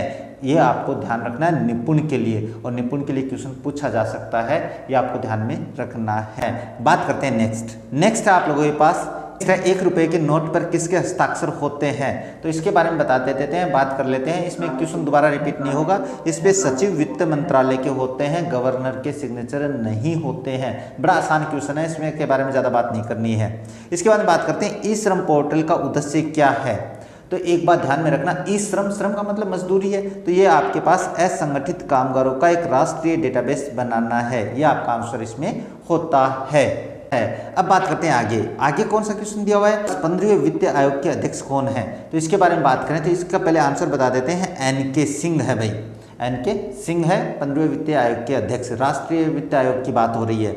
इसमें बात कर देते हैं इसका गठन कब किया गया था, तो गठन इसका 2017 में किया गया था। ये आपको ध्यान में रखना है कि राष्ट्रीय 15वें वित्त आयोग का गठन कब किया गया, 2017 में। कोई पूछे इसकी अवधि क्या है, प्रश्न पूछ सकते हैं भाई अपने पास 15वें वित्त आयोग की अवधि क्या है, तो इसकी अवधि है 2021 से लेकर 2026 तक। और अपनी बात हुई थी राज्य वित्त आयोग की, तो उसकी मैंने बताया था कि उसकी 1 अप्रैल 2020 से लेकर 31 मार्च 2021 2025 तक है वो अवधि, तो वो ध्यान में रखना आप लोगों को। इसके बाद में बात करते हैं नेक्स्ट, राष्ट्रीय केसर मिशन निम्नलिखित में से किसकी उपयोजना के रूप में लॉन्च किया गया है। तो बात करते हैं इसके आंसर की। तो सबसे पहले तो इसके आंसर की बात करें तो राष्ट्रीय कृषि विकास योजना की उपयोजना बनाई गई है। ये आपके पास जो योजना शुरू की गई थी वो आपके पास 2010-11 में शुरू की गई थी। इसी के अपने पास उपयोजना के तहत में 2020 में ये राष्ट्रीय केसर मिशन है वो योजना शुरू की गई थी। इसमें अपने पास क्या था, इसमें कश्मीर में केसर की खेती करना था, इसका उद्देश्य केसर की खेती करना था, ये आपको ध्यान में रखना है। 2020 में इसका उद्देश्य थोड़ा सा बदला भाई, उद्देश्य बदलकर इसका कहा उत्तर पूर्वी भारत में केसर की खेती करना, ये आपको ध्यान में रखना है। तो ये 2020 में अपने पास क्या है कि इसका उद्देश्य चेंज किया गया, पहले कश्मीर में थी केसर की खेती भी, उसके बाद में उत्तर पूर्व में भी केसर की खेती के लिए इसका अपने पास उद्देश्य है वो बदल दिया गया। बात करते हैं नेक्स्ट है प्लान इकोनॉमी फॉर इंडिया पुस्तक किसने लिखी थी। इसके बारे में बात करें तो ये लिखी थी एम विश्वेश्वरैया। तो इसके बारे में और ज़्यादा बात करने की आवश्यकता नहीं है, अर्थशास्त्र से संबंधित ये किताब है, भारतीय अर्थव्यवस्था से संबंधित है। इसके बारे में बात करते हैं नेक्स्ट है निम्नलिखित में से कौन सा भारत में हरित क्रांति से संबंधित है। तो सबसे पहले इसके उत्तर की बात करें तो वो है आपके पास उच्च उत्पादकता किस्मों के बीज है वो तैयार करना, इसका मुख्य उद्देश्य था। अब बात करते हैं हरित क्रांति को लाने का श्रेय किसको जाता है, तो वो जाता है डॉक्टर एम.एस. स्वामीनाथन को इसका श्रेय जाता है। बात करते हैं भारत में कब आई थी, तो भारत में ये जो क्रांति है वो 1967 से 68 के बीच में आई थी, यानी 1967-68 में ये क्रांति अपने भारत में आई थी। तो ये आपको दिनांक वगैरह ध्यान में रखनी है। बात करते हैं नेक्स्ट की बात, बहुआयामी गरीबी सूचकांक की अवधारणा किस वर्ष शुरू की गई थी। तो सबसे पहले तो इसका आंसर बता देते हैं, 2010 में शुरू की गई थी। अभी बहुआयामी गरीबी सूचकांक क्या है, इसमें आपके पास स्वास्थ्य, शिक्षा, स्वास्थ्य जीवन स्तर को सम्मिलित किया गया था, इसमें जीवन स्तर को सम्मिलित किया गया था। और उसके बाद में बहुआयामी गरीबी सूचकांक है उसकी अवधारणा पेश की गई थी 2010 में। बात करते हैं नेक्स्ट है केंद्रीय बैंक द्वारा निम्न में से कौन सी शाख नियंत्रण का परिणात्मक विधि है। तो इसमें बात करें तो इसका आंसर होगा बैंक दर। जो बैंक दर होती है वो भी किसी भी शाख नियंत्रण पे उसकी परिणात्मक विधि है वो बैंक दर होती है, ये बात आपको ध्यान में रखनी है। इकोनॉमिक्स का क्वेश्चन है, थोड़ा टफ लगेगा लेकिन आपको याद हो जाएगा। बात करते हैं नेक्स्ट है सन 1960-61 में गहन कृषि जिला कार्यक्रम के अंतर्गत कितने जिलों को सम्मानित किया गया। तो सबसे पहले तो इसके उत्तर की बात करें तो इसमें आपके पास 7 जिलों को सम्मिलित किया गया था पूरे भारत में। पूरे भारत का कार्यक्रम था, तो पूरे भारत में इसमें केवल 7 जिलों को सम्मिलित किया गया था। तो बात करते हैं राजस्थान से कितने जिले सिलेक्ट हुए इसमें, तो राजस्थान का एकमात्र जिला था पाली, उसको इसमें योजना के तहत सम्मिलित किया गया था। तो आपको ध्यान में रखना है कि अपने पास गहन कृषि जिला कार्यक्रम के तहत राजस्थान का एकमात्र जिला कौन सा था, वो पाली था। ये उत्तर आपको ध्यान में रखना है। बात करते हैं नेक्स्ट, वर्तमान में राजस्थान में आर्थिक नियोजन के क्षेत्र में किस प्रणाली को अपनाया जा रहा है। तो इसमें बात करें तो जिला स्तरीय आर्थिक प्रणाली को अपनाया जा रहा है। बात करें तो एक बात बता देते हैं कि जो राजस्थान सरकार है उसका निश्चय ये मानते हैं कि अगर अपन को राज्य का विकास करना है, एक राज्य का विकास करना है, तो इसमें आपके पास जिले जितने भी हैं उन जिलों को आप अलग अलग कार्य सौंपे जाएंगे, जिलों का विकास किया जाएगा, तभी अपने पास क्या राज्य का विकास होगा। इस योजना के तहत बस यही चल रहा है। बात करते हैं नेक्स्ट बात करें तो मनरेगा की तर्ज पर राजस्थान के शहरी निकायों की सीमा में रहने वाले परिवारों को वित्तीय सहायता के लिए कौन सी योजना लागू की गई थी। तो इसके बारे में बात करें तो इसमें लागू की गई थी इंदिरा गांधी शहरी रोजगार गारंटी योजना। ये आंसर आपको ध्यान में रखना है। इससे संबंधित बात बताएं तो ये अपने पास अशोक गहलोत की सरकार जो थी उसने अपने पास कब शुरू किया, इसको शुरू किया था 9 सितंबर 2022 को इसे शुरू किया था। इसका मुख्य उद्देश्य क्या था, इसका मुख्य उद्देश्य था शहरी लोगों को 100 दिन का रोजगार उपलब्ध करवाने का कार्यक्रम है वो इस योजना के तहत रखा गया था कि प्रत्येक व्यक्ति को, जो गरीब व्यक्ति है उनको 100 दिन तक रोजगार का देने का कार्य है इस योजना के तहत किया जाएगा। बात करते हैं नेक्स्ट है राजस्थान के किस जिले में जियोलॉजिकल सर्वे ऑफ इंडिया 2021 के नवीनतम सर्वेक्षण में सीमेंट ग्रेड लाइमस्टोन के विशाल भंडार मिले हैं। तो करंट का जीके था, तो इसमें आपको बता देता हूँ ये जैसलमेर जिला है जहाँ पर आपको लाइमस्टोन के विशाल भंडार मिले हैं। बात करते हैं नेक्स्ट है सुमेलित कीजिए। ये सुमेलित करने वाले जो क्वेश्चन है वो आपको ध्यान से करने हैं। बात करते हैं अजरक प्रिंट। तो ये अजरक प्रिंट आप लोगों को पता ही है भाई, बाड़मेर में की जाती है, तो ये आपके लिए सरल क्वेश्चन ज़्यादा नहीं है। पावरलूम कपड़ों की छपाई है वो बालोतरा में की जाती है, ये बालोतरा में की जाती है। मोठड़ा कहाँ का फेमस है? तो मोठड़ा आपके पास जोधपुर का फेमस है। अब ये मोठड़ा क्या होता है इसके बारे में बात करेंगे। मसूरिया की साड़ी कैथून में कोटा, कैथून कहाँ पे? कोटा में है, ये आपको ध्यान में रखना है। अब बात करते हैं कि मोठड़ा, मसूरिया की तो साड़ी होती है, मोठड़ा क्या होता है? अपने पास जो महिलाएं बूंदी बांधती है, बूंदी बांधने का काम करती है, उसमें जो आड़ी तिरछी रेखाओं पे बांधे जाते हैं उनको अपन मोठड़ा कहते हैं। और ये अपने पास क्या होती है, जो पगड़ी वगैरह होती है, पगड़ी जो होती है उसके लिए फेमस माना जाता है मोठड़ा की कढ़ाई। बात करते हैं नेक्स्ट, और नेक्स्ट जो क्वेश्चन है वो है निम्नलिखित में से कौन सा सिंचाई परियोजना जिला सुमेलित नहीं है? ये आपको ध्यान में रखना, सुमेलित नहीं है, ये जो नहीं का आंसर होता है इसको आपको ध्यान से देखना है, नहीं तो आप गलती करोगे 100। ऑप्शंस की बात करें तो इसमें सावन भादो है वो कोटा में है, बिल्कुल सही है। सोम कागदर उदयपुर में, सही है बिल्कुल। बात करते हैं परवन लिफ्ट, ये जयपुर में नहीं है भाई, ये कहाँ पे है? तो ये झालावाड़ जिले में, झालावाड़ जिले में इसका क्या है, झालावाड़ जिला जो है वहाँ पे इस परवन नदी पे बनाई गई है। ये कार्य अभी निर्माणाधीन है, तो ये आपको ध्यान में रखना है। सोम कमला अम्बा जो सिंचाई परियोजना वो डूंगरपुर में है, इसके बारे में और समझाने की आवश्यकता नहीं है। बात करते हैं नेक्स्ट है और BHOR कार्यक्रम जो कि पुलिस आयुक्तालय जयपुर के समन्वय से चलाया जा रहा है का उद्देश्य है। तो सबसे पहले बता देते हैं इसका उद्देश्य क्या है, वो है भिक्षुकों का पुनर्वास। अब इसके तहत क्या करते हैं, इसके तहत जो भिक्षुक घूम रहे हैं उनको घर देने की योजना है, उनको रोजगार देने की योजना है, उनका मतलब उनको सेटलमेंट करने की योजना है, वो अपने पास पुलिस ने शुरू की थी भोर से। अब ये भोर जो है BHOR का मतलब क्या है? तो BH का मतलब होता है भिक्षुक, भिक्षुक ओ का मतलब होता है ओरिएंटेशन, ओरिएंटेशन होता है, ये आपको ध्यान में रखना है। ओरिएंटेशन ए रिहेबिलेशन, ए रिहेबिलेशन, ये आपको ध्यान में देख लेना भाई, रिहेबिलेशन होता है इसका अर्थ। तो ये ध्यान में रखना आप लोग, जो मैंने बताया है साफ लिखा नहीं जा रहा है, कोई दिक्कत नहीं है, मैंने बोल दिया है। बात करते हैं नेक्स्ट है मूंगफली के उत्पादन में राजस्थान का भारत में कौन सा स्थान है? तो इसके बारे में बात करें तो ये द्वितीय स्थान रखता है।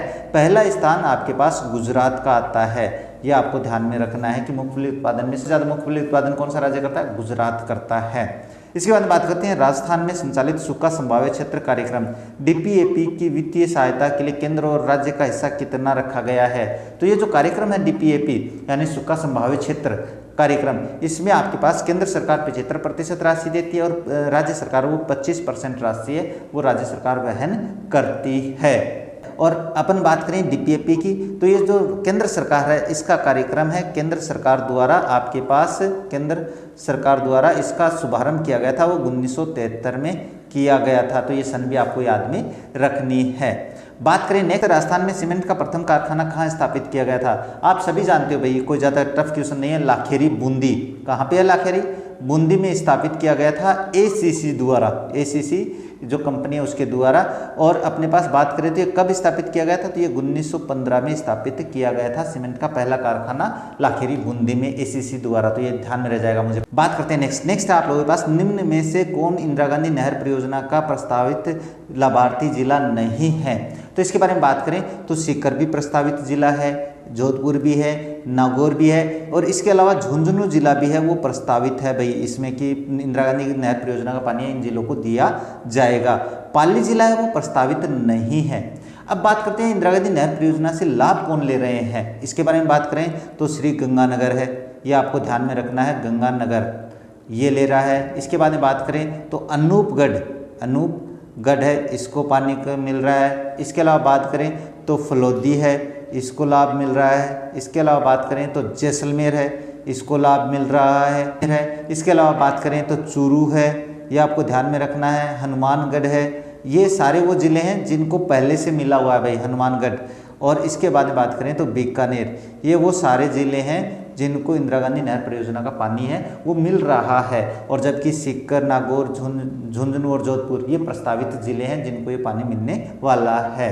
बात करते हैं नेक्स्ट आप लोग क्या है, हाल ही में खबरों में रहा परख निम्नलिखित में से किस से संबंधित है। तो परख की बात करें तो वो शिक्षा से संबंधित है, ये बात आपको ध्यान में रखनी है। अब ये जो परख है इसको सम्मिलित कहाँ पे किया गया है, तो जो NEP है आपके पास, नेशनल एजुकेशन पॉलिसी 2020, इसके रूप में इसमें अपनाया गया है, जिसके तहत आपके पास सभी बोर्ड जो हैं, सभी शिक्षा से संबंधित बोर्ड है, उनको दिशा निर्देश दिए गए हैं कि अपने पास जांच कैसे करनी है। तो परख का मतलब ही जांच करना होता है। बाकी डिटेल आप NEP में देख सकते हो, NEP में इसकी डिटेल वो मिल जाएगी।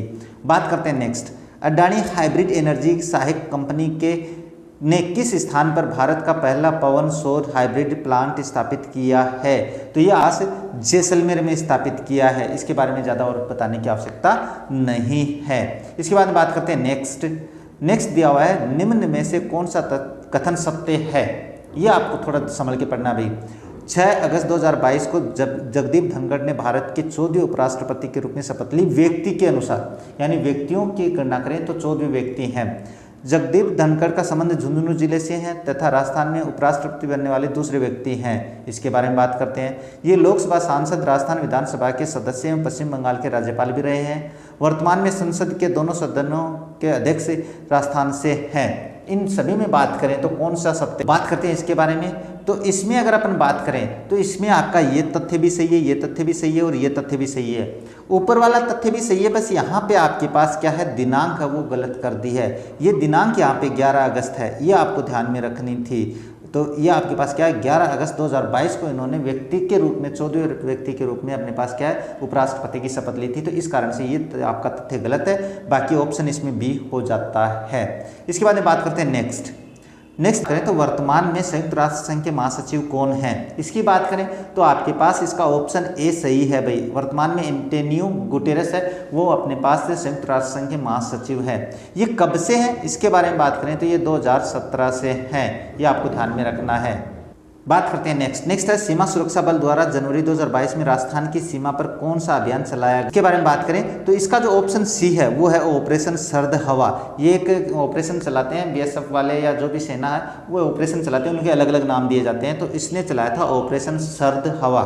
इसके बाद में बात करते हैं नेक्स्ट की बात करें तो के बिड़ला फाउंडेशन द्वारा 32वां बिहारी पुरस्कार डॉक्टर माधव हाड़ा को प्रदान किया गया था, उनकी किस कृति के लिए। तो इसमें आपके पास एक बात ध्यान में रखना, 32वां बिहारी पुरस्कार है, माधव हाड़ा को दिया गया है। इनकी क्या कृति थी, तो वो थी इसमें अपने पास पचरंग चोला पहर सखीरे, ये आपके पास इनकी कृति थी। इसके लिए इनको बिहारी पुरस्कार मिला था, 32वां बिहारी पुरस्कार मिला था। तो ये आपको ध्यान में रखना है। बात करते हैं नेक्स्ट इसमें दे रखा है, निम्न में से किस रेलवे स्टेशन को हाल ही में platinum green railway station rating दी गई थी। तो इसके बारे में बात करें तो ये हैदराबाद को दी गई भाई, इसके बारे में और ज़्यादा बात करने की आवश्यकता नहीं है। इसके बारे में बात करें नेक्स्ट जनवरी 2023 में 108वीं इंडियन साइंस कांग्रेस आयोजित होगी।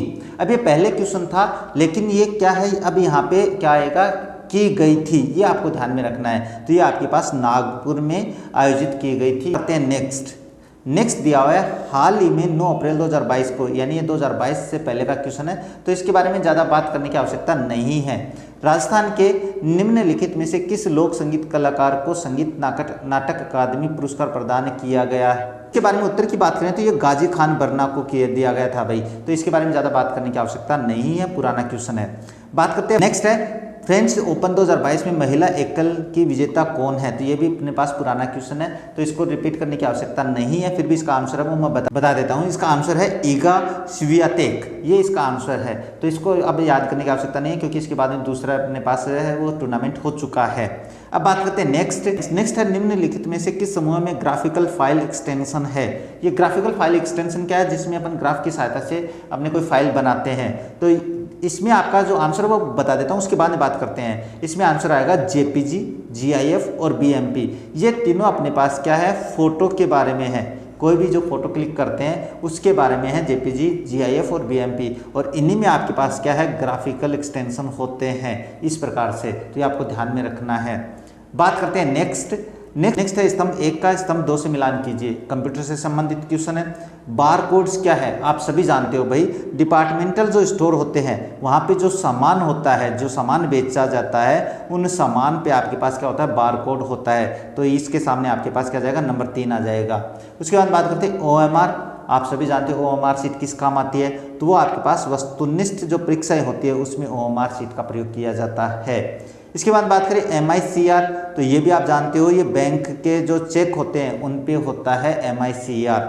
QR कोड आप सभी जानते हो ऑनलाइन पेमेंट में काम आता है। इसके बाद बात करें OCR, तो OCR अपने पास छपे हुए कागज का, छपे हुए पेज का एडिटेबल टेक्स्ट के रूप में रूपांतरण करना होता है OCR, आपको ये ध्यान में रखना है। अब बात करते हैं इनके फुल नेम की, इनका पूरा नाम क्या होता है। जैसे OMR है, इसका पूरा नाम क्या है, क्योंकि पूछा जा सकता है। तो इसका पूरा जो फुल फॉर्म होती है वो होती है ऑप्टिकल मार्क रीडर, ये इसकी फुल फॉर्म होती है। तो ये आपको ध्यान में रखना है। इसके बाद में बात करें तो MICR का फुल फॉर्म क्या होता है, वो होता है मैग्नेटिक, बाद में I का इंक, C का मतलब कैरेक्टर, और इसके बाद में R का मतलब रीडर। ये आपको ध्यान में रखना है, पूछा जा सकता है। इसके बाद में बात करें QR कोड की, तो QR का मतलब होता है quick response, QUICK, quick response. ये आपको ध्यान में रखना है कि QR का फुल फॉर्म क्या होती है, क्विक रिस्पॉन्स होती है। OCR का मतलब क्या होता है, optical character reader, optical character reader. ये ध्यान में रखना है आप लोगों को। यहाँ पे क्या है, ऑप्टिकल मार्क रीडर है, यहाँ पे आपके पास ऑप्टिकल कैरेक्टर रीडर होता है। तो ये इनके फुल फॉर्म है, वो भी आपको याद रखनी है। इसके बाद बात करते हैं नेक्स्ट है MS वर्ड 2019 के संदर्भ में अंतिम परिवर्तन के स्थान पर जानने के लिए की स्ट्रोक है, कौन सी है। तो इसमें शिफ्ट F5 आता है भाई, ये शॉर्टकट कीज है जो आपको याद करनी है। वैसे अगर अपन बात करें F5 का प्रयोग किस लिए होता है, तो F5 का जो अकेले का प्रयोग है वो कंप्यूटर को रिफ्रेश करने के लिए भी होता है। ये आपको ध्यान में रखना है। शिफ्ट के साथ जोड़ेंगे तो आप पीछे के उसमें परिवर्तन, जो अंतिम परिवर्तन किया था वहाँ पे अपन जा सकते हैं 2019 में। अब अगर अपन बात करें कि पीछे पहले कौन सी में, जो 2007 था, जो MS ऑफिस 2007 था, उसमें अपन कंट्रोल CLTR+Z के अनुसार अपन पीछे जाते थे। अब यहाँ पे अपने अंतिम परिवर्तन में शिफ्ट प्लस F5 से अपन जा सकते हैं। इसके बाद बात करते हैं MS एक्सेल में निम्न में से कौन सा सही फार्मूला है। तो एक बात ध्यान में रखना, जो सही फार्मूला होता है वो कोमा से शुरू होता है, उसके बीच में कोई निशान नहीं होता है, तो बराबर पावर, और ये ध्यान में रखना है, ये सही फार्मूला है। जो संख्या होती है उनके बीच में कोई निशान नहीं होता है, कोमा आती है, ये ध्यान में रखना है। बात करते हैं नेक्स्ट आप लोगों के पास NTFS का मतलब है और इसे द्वारा विकसित किया गया है। तो इसके बारे में बात करें तो ये होता है आपके पास न्यू टेक्नोलॉजी फाइल सिस्टम है, माइक्रोसॉफ्ट के द्वारा इसका क्या है, इजाद किया गया है, इसे निर्मित किया गया है। तो ऑप्शन ये सही है इसमें। बात करते हैं नेक्स्ट, लाइफाई के बारे में निम्नलिखित कथनों पर विचार करें। तो लाइफाई क्या है, जैसे अपने पास वाईफाई होता है वैसे लाइफाई भी होता है, बस ये है कि ये इससे कम खर्चीला होता है, लेकिन इसकी नेटवर्क जो स्पीड है वो भी कम होती है। बात करते हैं इसके बारे में तथ्यों की बात करें तो डेटा ट्रांसफर करने के लिए सामान्य बल्ब का उपयोग करता है, नहीं करता है। इसके बाद बात करें ये तकनीक प्रकाश के दृश्यमान स्पेक्ट्रम का उपयोग करती है, नहीं करती है। इसके बाद में बात करें ये लाइफाई की गति वाईफाई की तुलना में धीमी है, ये मैंने अभी बताया है। लाइफाई वाईफाई से सस्ती तकनीकी होगी, बिल्कुल ये दोनों सत्य हैं, तो बाकी ऊपर वाले दोनों गलत हैं, तो इसमें ऑप्शन डी आपका सही हो जाता है। इसके बाद में बात करते हैं नेक्स्ट है जैव विविधता से संबंधित सही कथन का चयन करें। तो जैव विविधता के बारे में बात करें तो इसके बारे में तथ्य दिए हुए हैं भाई, क्या है, जैव विविधता भूमध्य रेखा की ओर बढ़ती है, जैव विविधता उच्चतर अक्षांशों की तरफ बढ़ती है, पृथ्वी पर जैव विविधता एक समान पाई जाती है, ये तो बिल्कुल ही गलत है भाई। जैव उच्च हिमालय क्षेत्रों में विश्व की सर्वाधिक जैव विविधता पाई जाती है, नहीं, ये भी गलत है। क्यों गलत है, क्योंकि उच्च हिमालय जो क्षेत्र है वहाँ पे तो केवल बर्फ पाई जाती है, तो ये तो बिल्कुल गलत हो गया। इसके बाद में बात करते हैं जैव विविधता उच्चतर अक्षांशों की तरफ बढ़ती है, नहीं। उच्चतर अक्षांशों की बात करें तो जैसे अपने पास ये है, तो ये उच्चतर अक्षांश होते हैं, उच्च अक्षांश होते हैं, ये ध्रुव की तरफ बढ़ते हैं, जबकि भूमध्य रेखा ये होती है 0 डिग्री, इसकी तरफ जब अपन बढ़ते हैं तो यहाँ पे अपने पास जैव विविधता पाई जाती है मैक्सिमम। जबकि यहाँ पे घटती जाती है जैव विविधता, तो ये आपको ध्यान में रखना। तो इसमें आपके पास जैव विविधता भूमध्य रेखा की ओर बढ़ती है, ये आपको ध्यान में रह जाएगा, मुझे पता है। बात करें नेक्स्ट, अल्प विराम के आकार के जीवाणु कहलाते हैं। ये थोड़ा सा ध्यान में रखना भाई। अल्प विराम कौन सा होता है? इस तरीके का जो निशान होता है वो अल्प विराम होता है, और इसके लिए जो जीवाणु है वो क्या कहलाते हैं? वो कहलाते हैं विब्रियो। क्या कहते हैं? तो फिर इनकी बात करें, बेसिलाई क्या होता है? तो ये छड़ के आकार का जीवाणु होता है भाई। छड़ के आकार का जो जीवाणु होता है उसको क्या कहते हैं? बेसिलाई कहते हैं। कोकाई की बात करें तो ये क्या होता है, इसके बारे में बात करें तो ये जो गोलाकार जीवाणु होते हैं, गोलाकार जीवाणु होते हैं, उनको अपन कोकाई कहते हैं। अब स्पाइरलम क्या किसको कहते हैं? तो स्पाइरल को तो आपको पता ही है भाई, इस तरीके से जो जीवाणु होते हैं उनको स्पाइरल कहते हैं, तो ये आपको ध्यान में रह जाएगा। बात करते हैं नेक्स्ट है 2 शाखाओं वाले समांतर परिपथ का प्रतिरोध 12 ओम है। यदि एक शाखा का प्रतिरोध 18 ओम है तो दूसरी शाखा का प्रतिरोध क्या होगा? अब देखो ये विज्ञान से और गणित से संबंधित क्वेश्चन है जो आपको खुद निकालने हैं, मैं यहाँ पे आप लोगों को समझा भी नहीं पाऊंगा, तो इसका मैं सीधा आंसर बता देता हूँ, उसके बाद आप सोल्यूशन देख लेना। ये आपका आंसर है 36 ओम, ये आपका उत्तर हो जाता है। इसके बारे में बात करें नेक्स्ट है, यदि कोई वस्तु स्वतंत्र रूप से पृथ्वी पर गिरती है तो उसकी कुल ऊर्जा इसके वो स्थिर रहती है, ऊर्जा उसकी क्या रहती है? स्थिर रहती है, ये आपको ध्यान में रखना है। इसके बाद में बात करते हैं नेक्स्ट में दिए गए रासायनिक पदार्थों का कॉलम 2 में दिए गए उपयुक्त अनुप्रयोग से मिलान करें।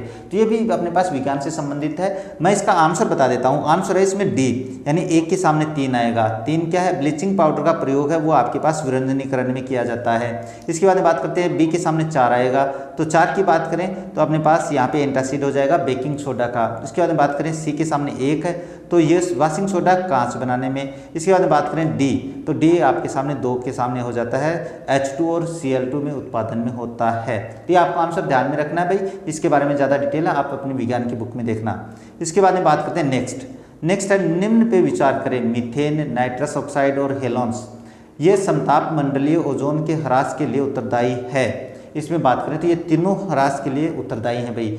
मीथेन, नाइट्रस ऑक्साइड और हेलोन्स, ये तीनों गैस अपने ओजोन परत को ह्रास कर रही है, उसका नुकसान कर रही है। बात करते हैं नेक्स्ट है OTEC का फुल फॉर्म क्या है? तो ये मैं बता देता हूँ। इसका मतलब होता है ओशन थर्मल एनर्जी कन्वर्सन, ये इसका अर्थ होता है, फुल फॉर्म है। ये आपको ध्यान में भी रखनी है, फुल फॉर्म पूछी जा सकती है दोबारा।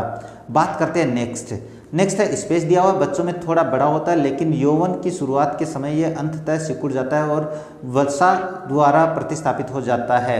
अगर इसके बारे में बात करें तो ये क्या है? ये थाइमस होता है भाई। थाइमस ग्रंथि है जो आपके पास बच्चों में उस बच्चे जब पैदा होते हैं तो उसमें बड़ी होती है, जैसे जैसे बड़े होते जाते हैं वैसे वैसे इसका आकार छोटा होता जाता है, अंत में वसा में परिवर्तित हो जाती है। बात करें नेक्स्ट है इसरो के बारे में सही कथनों का चयन कीजिए। इसरो द्वारा पहले भारतीय उपग्रह का निर्माण किया गया 1975 में, से USA के द्वारा प्रक्षेपित किया गया। इसके बारे में बात करते हैं। एंट्रिक्स कोऑपरेशन इसरो की विपणन शाखा है। इसरो की मास्टर कंट्रोल फैसिलिटी हासन में स्थित है। इसमें आपके पास ऑप्शन 2 और 3 सही है। अब इसमें एक में गलती क्या वो मैं बता देता हूँ। इसमें गलती क्या है कि इसको आपके पास USA की सहायता से नहीं भेजा गया था, इसको रूस की सहायता से भेजा गया था। रूस की सहायता से भेजा गया, इसलिए आपका ये ऑप्शन गलत हो जाता है, बाकी ये दोनों सही होते हैं। बात करते हैं नेक्स्ट इसमें गणित के क्वेश्चन शुरू होते हैं भाई यहाँ पे, और गणित के क्वेश्चन है वो मैं आप लोगों को यहाँ पे निकाल के नहीं दिखा सकता, मैं सीधे आंसर बताऊंगा। आप अपने जब भी वीडियो देखो तो आप निकाल लेना। एक व्यापारिक कुर्सी के अंकित मूल्य पर क्रमशः 20% एवं 10% की छूट देता है। यदि कुर्सी का मूल्य 2000 रुपये है तो ग्राहक को कितना मूल्य चुकाना पड़ेगा? इसमें बात करें तो इसका आंसर आएगा 1440। अब वो आप घर पर अपने देख लेना किस तरीके से होता है। इसके बाद में बात करें नेक्स्ट, यदि हम शिक्षक को छोड़ दें तो 40 छात्रों और एक शिक्षक की कक्षा का औसत आयु 0.5 वर्ष से कम हो जाती है। यदि प्रारंभिक औसत आयु 18 वर्ष है तो शिक्षक की आयु क्या होगी? तो इसका देता हूँ आंसर इसमें 38 वर्ष आएगा। इसके बाद में बात करते हैं नेक्स्ट इसमें क्या दिया हुआ है? एक निश्चित राशि 5% की दर से 2 वर्षों के लिए साधारण ब्याज और चक्रवृद्धि ब्याज के बीच का अंतर 25 रुपये राशि क्या है? तो ये आपको थोड़ा सा ध्यान में रखना है। ये क्वेश्चन निकाल कर देखोगे बिल्कुल सही हो जाएगा। इसका उत्तर डायरेक्ट वो आएगा आपके पास 10,000 रुपये। तो ये आप क्वेश्चन सोल्व कर लेना। इसके बाद बात करते हैं 2 उम्मीदवारों ने एक चुनाव लड़ा, उनमें से एक ने कुल डाले गए मतों की 65% मत प्राप्त किए और 420 मतों से विजयी रहा। यदि कोई मत असामान्य मान्य नहीं किया गया तो डाले गए कुल मतों की संख्या क्या है। तो ये क्वेश्चन जो है ये भी आपको खुद ही सोल्व करना पड़ेगा। इसका आंसर बता देता हूँ। आंसर है 1400 वोट है, वो टोटल के गिरे थे इसमें। आप इसको सोल्व करके देख लेना भाई। बात करते हैं नेक्स्ट। ये है यदि ए की आय बी की आय से 3/5 गुना है तथा सी की आय बी की आय से 6/5 गुना है तो सी की आय का ए की आय से क्या अनुपात है।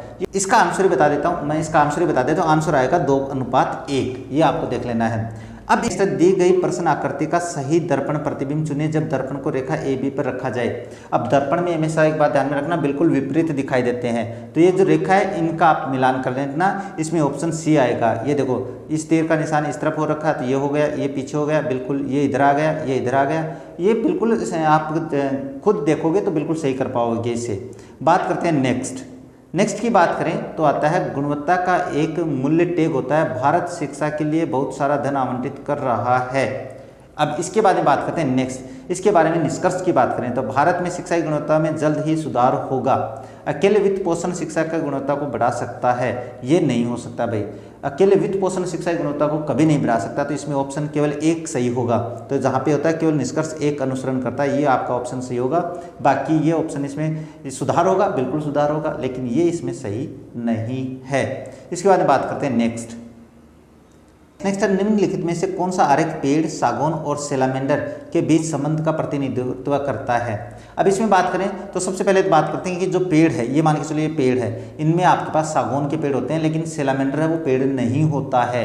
तो इसमें आपके पास तथ्य कौन सा आ जाएगा, ये तथ्य है वो सही बैठता है, क्योंकि ये बाहर वाले तो पेड़ हो गया, ये अपने पास सागौन के पेड़ हो गए और ये सेलामेंडर हो गया। तो इस तरीके से आपको समझ कर लेना है, ये आप सही भी कर दोगे मुझे पता है।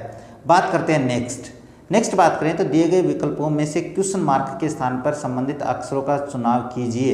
अब इसके बाद में ये है, इसको तो ये बना दिया, तो इसको क्या बनाया जाएगा ये देखना आप लोगों को। एक बात बता देता हूँ कि इसमें मैं आप लोगों को सोल्व करके तो नहीं बता सकता, लेकिन आपको एक बात ध्यान में रखनी है। आप ABCD एक तो बिल्कुल सीधे लिख लेना, ABCDE Z तक लिख लेना है बिल्कुल। बाद में दूसरी यहाँ से Z लिख देना है, Z Y X ये W, इस तरीके से A तक लिख देना है। अब ऐसे लिख लोगे तो ये आसान हो जाएगा आप लोगों की पहचान करना कि क्या है।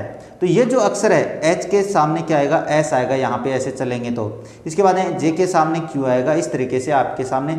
इनके विपरीत जो आएगा बिल्कुल इनके उल्टा होने पे, तो इसका जो ऑप्शन है आएगा WUSQ। तो ये आपको ध्यान में रखना, पहला काम तो यही करना है। अगर ऐसा क्वेश्चन आ जाए तो बिल्कुल ABCD सीधे लिखनी है, उसके बाद में उल्टी ABCD लिखनी है। इसको देखते ही आपको समझ में आ जाएगा कि क्या हो रखा है। बात करते हैं नेक्स्ट दिया हुआ है, ये थोड़ा सा बड़ा क्वेश्चन है कि राहुल बिंदु R से चलना शुरू करता है। तो जो बिंदु T के पश्चिम में 16 मीटर पे है, बिंदु R से 20 मीटर की दक्षिण की ओर चलता है, दाएं मुड़ता है 10 मीटर चलता है, फिर वह बाएं मुड़ता है 6 मीटर चलता है। तो इस तरीके से क्वेश्चन पढ़ना है और इस तरीके से आप बना सकते हो बिल्कुल ऐसे कि यहाँ पे है तो यहाँ से चल रहा है, इस तरीके से ये आपको देखना है। इस तरीके से बिल्कुल रेखा बनाते चलना है, आपका आंसर सही हो जाएगा। मैं यहाँ पे समझा नहीं पाऊंगा, बहुत बड़ा क्वेश्चन है, बता देता हूँ। वो आएगा 10 मीटर की दूरी पर रहेगा। अब बात करते हैं नेक्स्ट की बात। नेक्स्ट किसी सांकेतिक भाषा में यदि ट्रिपल का अर्थ ये है तो उसी भाषा में विक्ट्री का अर्थ क्या होगा। क्वेश्चन ज़्यादा टफ नहीं है, बस वही करना है आप लोगों को। अपनी ABCD लिख कर देख लेना है। इसमें आंसर ये आएगा +1 +2 इसके सामने आता है भाई। जैसे इसका पहला अक्षर जो इसमें दिया हुआ है इसका -1 है, दूसरा जो दिया हुआ वो इसका +1 है, तीसरा जो क्वेश्चन जो अक्षर दिया वो इसका -1 है, बाद में इसका +1 है, इसके बाद में इसका -1 है, इसका +1 है। इस तरीके से आपको देख लेना है। अब इसमें मैं क्या ही ज़्यादा नहीं समझा पाऊँगा, क्लास बड़ी हो जाएगी, वैसे बड़ी हो गई। बात करते हैं नेक्स्ट। ये बता देते हैं A B की बहन है, C B की माता है, D C का पिता है, E D की माता है, A किस प्रकार से D से संबंधित है। तो इसमें बात करें तो ये पोत्री होगी। अब वो किस तरीके से, तो आप ऐसे ग्राफ बनाओ भाई, A और ये B की क्या है, बहन है। चलो ठीक है, ये लिख देते हैं। ऐसा करने का आसान तरीका बता रहा हूँ। माने C B की माता है तो यहाँ पे C बनाओ, ये C बना दिया और ये C है, ये माता हो गई। इसके बाद में बात करें D C का पिता है। अब ये D है, यहाँ पे D बना देते हैं, ये इसका पिता हो गया। इसका पिता है, इसका मतलब है इसका पिता और इसकी माता ये है, तो इसका मतलब ये इसकी पत्नी हो गई। ये आपको ध्यान में रखना है। इसके बाद में बात करते हैं E D की माता है, तो E यहाँ पे आ जाती है E और ये D की माता हो गई। तो फिर इसका अर्थ जब देखोगे तो बिल्कुल पोत्री आएगा, ये आपको देख लेना है। बात करते हैं नेक्स्ट है 21 पुरुषों की पंक्ति में मनीष को दाईं ओर से 4 स्थान सरकाया गया। अब बाईं छोर से 12वें स्थान पर है, पंक्ति में दाएं छोर से उसका पूर्व में स्थान क्या था, तो पूर्व में स्थान जो है वो 14वां आएगा, आप बिल्कुल सही आ जाएगा। इसके बाद में बात करते हैं नेक्स्ट है दिए गए विकल्पों में से श्रृंखला में गलत संख्या ज्ञात की। मैं बता देता हूँ, इसका उत्तर आएगा 260। अब वो किस तरीके से आएगा वो मैं बता देता हूँ। इसकी जो श्रृंखला बनी है वो बनी है 2 + 2 की घात 2 + 2 की घात 3, तो ये करेंगे तो 14 आएगा। इसके बाद बात करें 3 + 3 की घात 2 प्लस यहाँ पे 3 की घात 2 3 की घात 3 बराबर 39 आएगा। देख लो आप लोग, 3 3 9 और 3 3 होती 27, 27 और 9 27 9 36, 36 3 39, इस तरीके से देखना। उसके बाद में जब 4 का करोगे तो क्या आएगा आपके पास 84 आएगा, 5 का करोगे तो ये आएगा, 6 का करोगे तो ये नहीं आएगा। ये आपको देख लेना, बिल्कुल क्रम मैंने बता दिया है। इसके बाद में बात करते हैं नेक्स्ट दिया हुआ है निम्न चित्र में से कितने त्रिभुज है, तो इसमें आप लोग त्रिभुज है वो काउंट कर लेना भाई। इसमें आपका आंसर आएंगे 16, तो ये 16 त्रिभुज हो जाते हैं। बात करते हैं नेक्स्ट, और नेक्स्ट क्वेश्चन से आपकी हिंदी शुरू हो जाती है। और हिंदी की क्लासेज जो संधि की क्लासेज है वो हमारे चैनल पे आ गई है, बहुत ही शानदार क्लासेज हैं। आप वो अगर देख लोगे तो आपकी संधि की क्लासेज कभी गलत नहीं होंगी। अपन बात करते हैं इसकी अयादी स्वर संधि की दृष्टि से असुमेलित है, वो आपको बताना है। ये सारे अयादी संधि के क्या है अपने पास उदाहरण है। लो प्लस इत्र बराबर लवित्र क्यों होता है, इसके बारे में समझाया गया है। गो प्लस ऐसना गवेषणा क्यों होता है, बिल्कुल यही एग्जाम्पल है, वो हमारे जो चैनल है उस पर बिल्कुल क्लास में समझाए गए हैं। बात करते हैं विद्या प्लस 1 जो है ये आपका इसमें गलत होता है, क्योंकि जो विधायक होता है इसका जो संधि विच्छेद होता है वो होता है विद्या प्लस 1, ये होता है, ये आपको ध्यान में रखना है, तब जाके विधायक बनता है।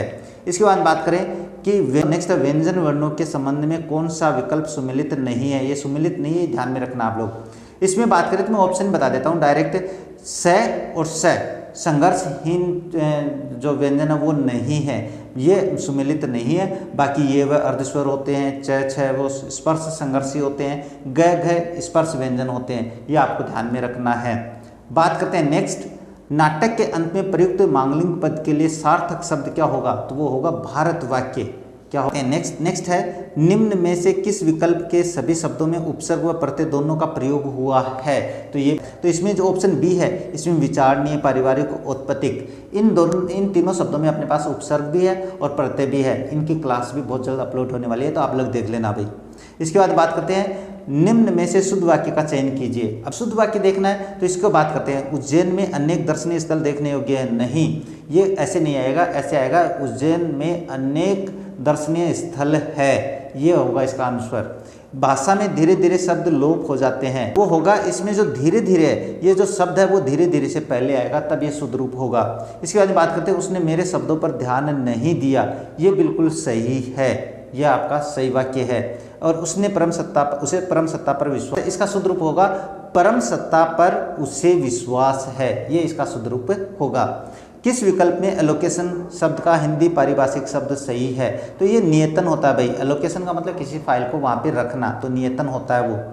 इसके बाद बात करें नेक्स्ट है किस विकल्प में तत्पुरुष समास का प्रयोग नहीं हुआ है, तो इसमें पहले आंसर बता देता हूँ। ये आंसर आएगा, क्यों आएगा, क्योंकि इसमें अंधा है जो विश्वास, मतलब कर्मधारीय समास है, कर्मधारीय समास है। अब इसमें बात करते हैं सेवा से निवृत्त, तो इसका मतलब हो गया अपादान तत्पुरुष, अपादान तत्पुरुष समास। ख्याति को प्राप्त, ये हो गया कर्म तत्पुरुष, कर्म तत्पुरुष। शपथ पत्र, इसकी बात करें तो इसमें आपके पास शपथ के लिए पत्र, इसका मतलब होगा संप्रदान तत्पुरुष, ये आपको ध्यान में रखना है। तो बाकी तीनों में तत्पुरुष समास है, इसमें आपके पास कर्मधारी है। बात करते हैं नेक्स्ट बात करें तो विलोम शब्द की दृष्टि से संगत विकल्प का चयन कीजिए, ये बताना है आप लोगों को। तो इसमें आपका मैं आएगा अधम उत्तम अज्ञ विके अग्रपस, ये आपको याद करने हैं भाई। तो ये तो शब्द जो विलोम शब्द है वो आपको याद ही करने पड़ेंगे। इसके बाद संगत विकल्प का चयन कीजिए। इसमें उसने सेब खाया सकर्मक क्रिया है, ये आसान क्वेश्चन है, ज़्यादा टफ नहीं है। पुलिस ने चोर को पकड़वाया प्रेरणार्थक क्रिया है। माताजी प्रतिदिन बाग में जाते हैं, ये रंजक क्रिया का उदाहरण नहीं है, तो ये विकल्प आपका सुमेलित है, असंगत है भाई इसमें। तो लड़के मैदान में दौड़ रहे हैं, अकर्मक क्रिया है। इनके बारे में अपनी एक क्लास है वो जल्दी आने वाली है। बात करते हैं नेक्स्ट है निम्न में से कौन सा शब्द संज्ञा से निर्मित विशेषण नहीं है, तो ये चिंतन है, बाकी सारे संज्ञा से विशेषण बने हैं। तो ये निंदा से बना है, ये दानव से बना है, इसके अलावा ये आपके पास मानव से बना है। बात करते हैं नेक्स्ट, यहाँ पे आपकी हिंदी कंप्लीट हो जाती है। नेक्स्ट क्वेश्चन आपके पास अंग्रेजी शुरू हो जाती है। अंग्रेजी के जो क्वेश्चन है वो पहले पैराग्राफ से करने होंगे, पैराग्राफ आएगा उसमें से आपको आंसर करने हैं, तो पैराग्राफ के बारे में ज़्यादा समझाने की आवश्यकता नहीं है। इसमें दिया करते हैं पैराग्राफ के क्वेश्चन के 141 से 143 तक। द सिनोनिम ऑफ द स्टिफलेट का जो समानार्थक शब्द वो बताना है, तो इसका जो समानार्थक शब्द होता है वो होता है सप्रेस्ड होता है। तो इसमें आपको अपने इस पैराग्राफ में देखना है भाई, ये आपको वोकेबुलरी आना जरूरी है। The antonym of the word curiosity, curiosity का विलोम शब्द क्या है भाई, तो वो होगा अपैथी। क्यूरियोसिटी मतलब उत्सुकता, अपैथी का मतलब निरसत्ता जिसको अपन कहते हैं। इसके बाद some games prepare for the children, adolescence and adulthood, ये आपको ध्यान में रखना है। बात करते हैं नेक्स्ट, अब अपनी जो ग्रामर है वो शुरू होती है। यहाँ पे क्या है, mom could you put my books in side the bag. अब आप थोड़ा सा इस वाक्य को पढ़ोगे तो बिल्कुल समझ में आ जाएगा कि क्या कहना चाहता है। मॉम क्या आप मेरी किताबें बैग में रख सकती हो, तो ये देखो, माँ क्या मेरी किताबें आप बैग में रख सकती हो, नहीं, बिल्कुल नहीं। माँ क्या आपने मेरी किताबें, नहीं, आपने नहीं। माँ क्या आप मेरी किताबें बैग में रख सकती हो, ये आंसर इसका सही होगा। आप जैसे ही पढ़ोगे, आप हिंदी अर्थ पढ़ोगे तो बिल्कुल सही समझ में आ जाएगा कि हिंदी अर्थ चाहे आपने अंग्रेजी पढ़ी क्यों ना हो तब भी आप कर दोगे। इसके बाद में बात करते हैं नेक्स्ट। अब ये जो क्वेश्चन है, ये जो क्वेश्चन है वो है which of the following is are the correct statement regarding the letter writing, यानी लेटर राइटिंग के बारे में मैंने क्लास डाल रखी है भाई, वहाँ पे कौन कौन से तथ्य ये सारे मैंने समझाए थे। अगर आप लोगों ने वो क्लास देखी थी तो मैं मानता हूँ कि आपका ये क्वेश्चन गलत नहीं होगा। Yours faithfully is used for ending a formal letter, बिल्कुल लिखा जाता है लेकिन योर्स ऐसे नहीं लिखा जाता है, ये ध्यान में रखना, मैंने समझा रखा उसमें, आप देखना वो। इस बार the right sequence of the writing a letter to the editor, sender's address सबसे पहले आता है, बिल्कुल रिसीवर्स एड्रेस उसके नीचे आता है, बिल्कुल सही। उसके बाद सब्जेक्ट आता है, सैल्यूटेशन आता है, बॉडी ऑफ लेटर आता है, सब्सक्रिप्शन आता है, लेकिन जो डेट है वो नहीं आती है। डेट आपके पास सेंडर्स एड्रेस के नीचे आती है, तो ये ऑप्शन भी आपका गलत हो जाता है। इसके बाद में the right format of the writing a date in all formal letters is 30 May 2022 instead of the, बिल्कुल ये सत्य बात है। Yours truly used for the ending in informal letter, नहीं, योर्स ट्रूली नहीं लिखा जाता है, योर्स लविंग लिखा जाता है। तो इसमें ऑप्शन केवल 3 सही है, ये आपका सही है। और मैंने ये क्लास डाल रखी है, बहुत ही आसानी से समझाया हुआ है, आप देखना, उसमें मैंने नोटिस भी समझा रखे हैं, क्योंकि नोटिस का क्वेश्चन पक्का आएगा इस बार। इसके बाद में बात करते हैं next, give one word suitable for, यानी एक वन वर्ड का प्रयोग करना, ये आपको याद करना भाई। A large number of the fish swimming together, यानी जो मछलियाँ साथ में तैरती है उसको सोल कहते हैं। क्या कहते हैं? सोल कहते हैं, ये आपको ध्यान में रखना है। उसके बाद बात करें नेक्स्ट, तो नेक्स्ट है choose the meaning of the underlined phrase idiom under the weather. ये जो आइडियम फ्रेजेज है ये आपको याद ही करने पड़ेंगे, इसके लिए कोई नियम नहीं है। तो इसमें आपके पास क्या आएगा? सिक आएगा। अंडर द वेदर का मतलब क्या होता है? बीमार होता है। इसके बाद बात करें ये क्वेश्चन मैंने समझा रखे हैं भाई, इसकी क्लास अपलोड हो चुकी है, बहुत ही शानदार क्लास है, आप देखना। The teacher said to students take back your books. अब इसमें आंसर है ना, अगर आप लोगों ने मेरी क्लास देखी है तो उसमें बहुत ही आसानी से समझा रखा है मैंने, आप समझ सकते हो। इसमें मैं बता देता हूँ कि क्या आएगा। इसमें देखो, इसने सेड टू को किस में चेंज कर रखा है, ये मैंने समझा रखा है कि आरवी को बदलने के नियमों में।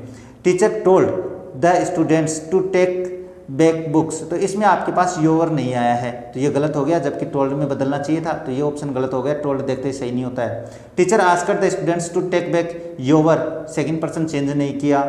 The teacher asked the students to take back their books, ये बिल्कुल सही है, इसमें ये ऑप्शन आपका सही हो जाता है। Teacher order the students to take back your books, तो इसमें भी योर को नहीं चेंज किया है। यानी कहने का मतलब है आरवी के नियमों से चिपके नहीं रहना है। यहाँ पे आस्कट तभी बदला, आरवी को आस्कट में तभी बदलते हैं जब आरएस का वाक्य इंटरोगेटिव हो, लेकिन यहाँ पे इसने क्या है, बिल्कुल आस्कट में बदल रखा है। तो आरवी के बदलने के नियमों से चिपके नहीं रहना है, ये मैंने हर क्लास में बताया है। बात करते हैं नेक्स्ट है fill in the blank space in the given sentence choosing the correct answer from the given option. Article की क्लास में बहुत शानदार पढ़ा रखी है मैंने, हर चीज़ बता रखी है उसमें। तो इसमें आपके पास द का प्रयोग होगा और इसमें ए का प्रयोग होगा।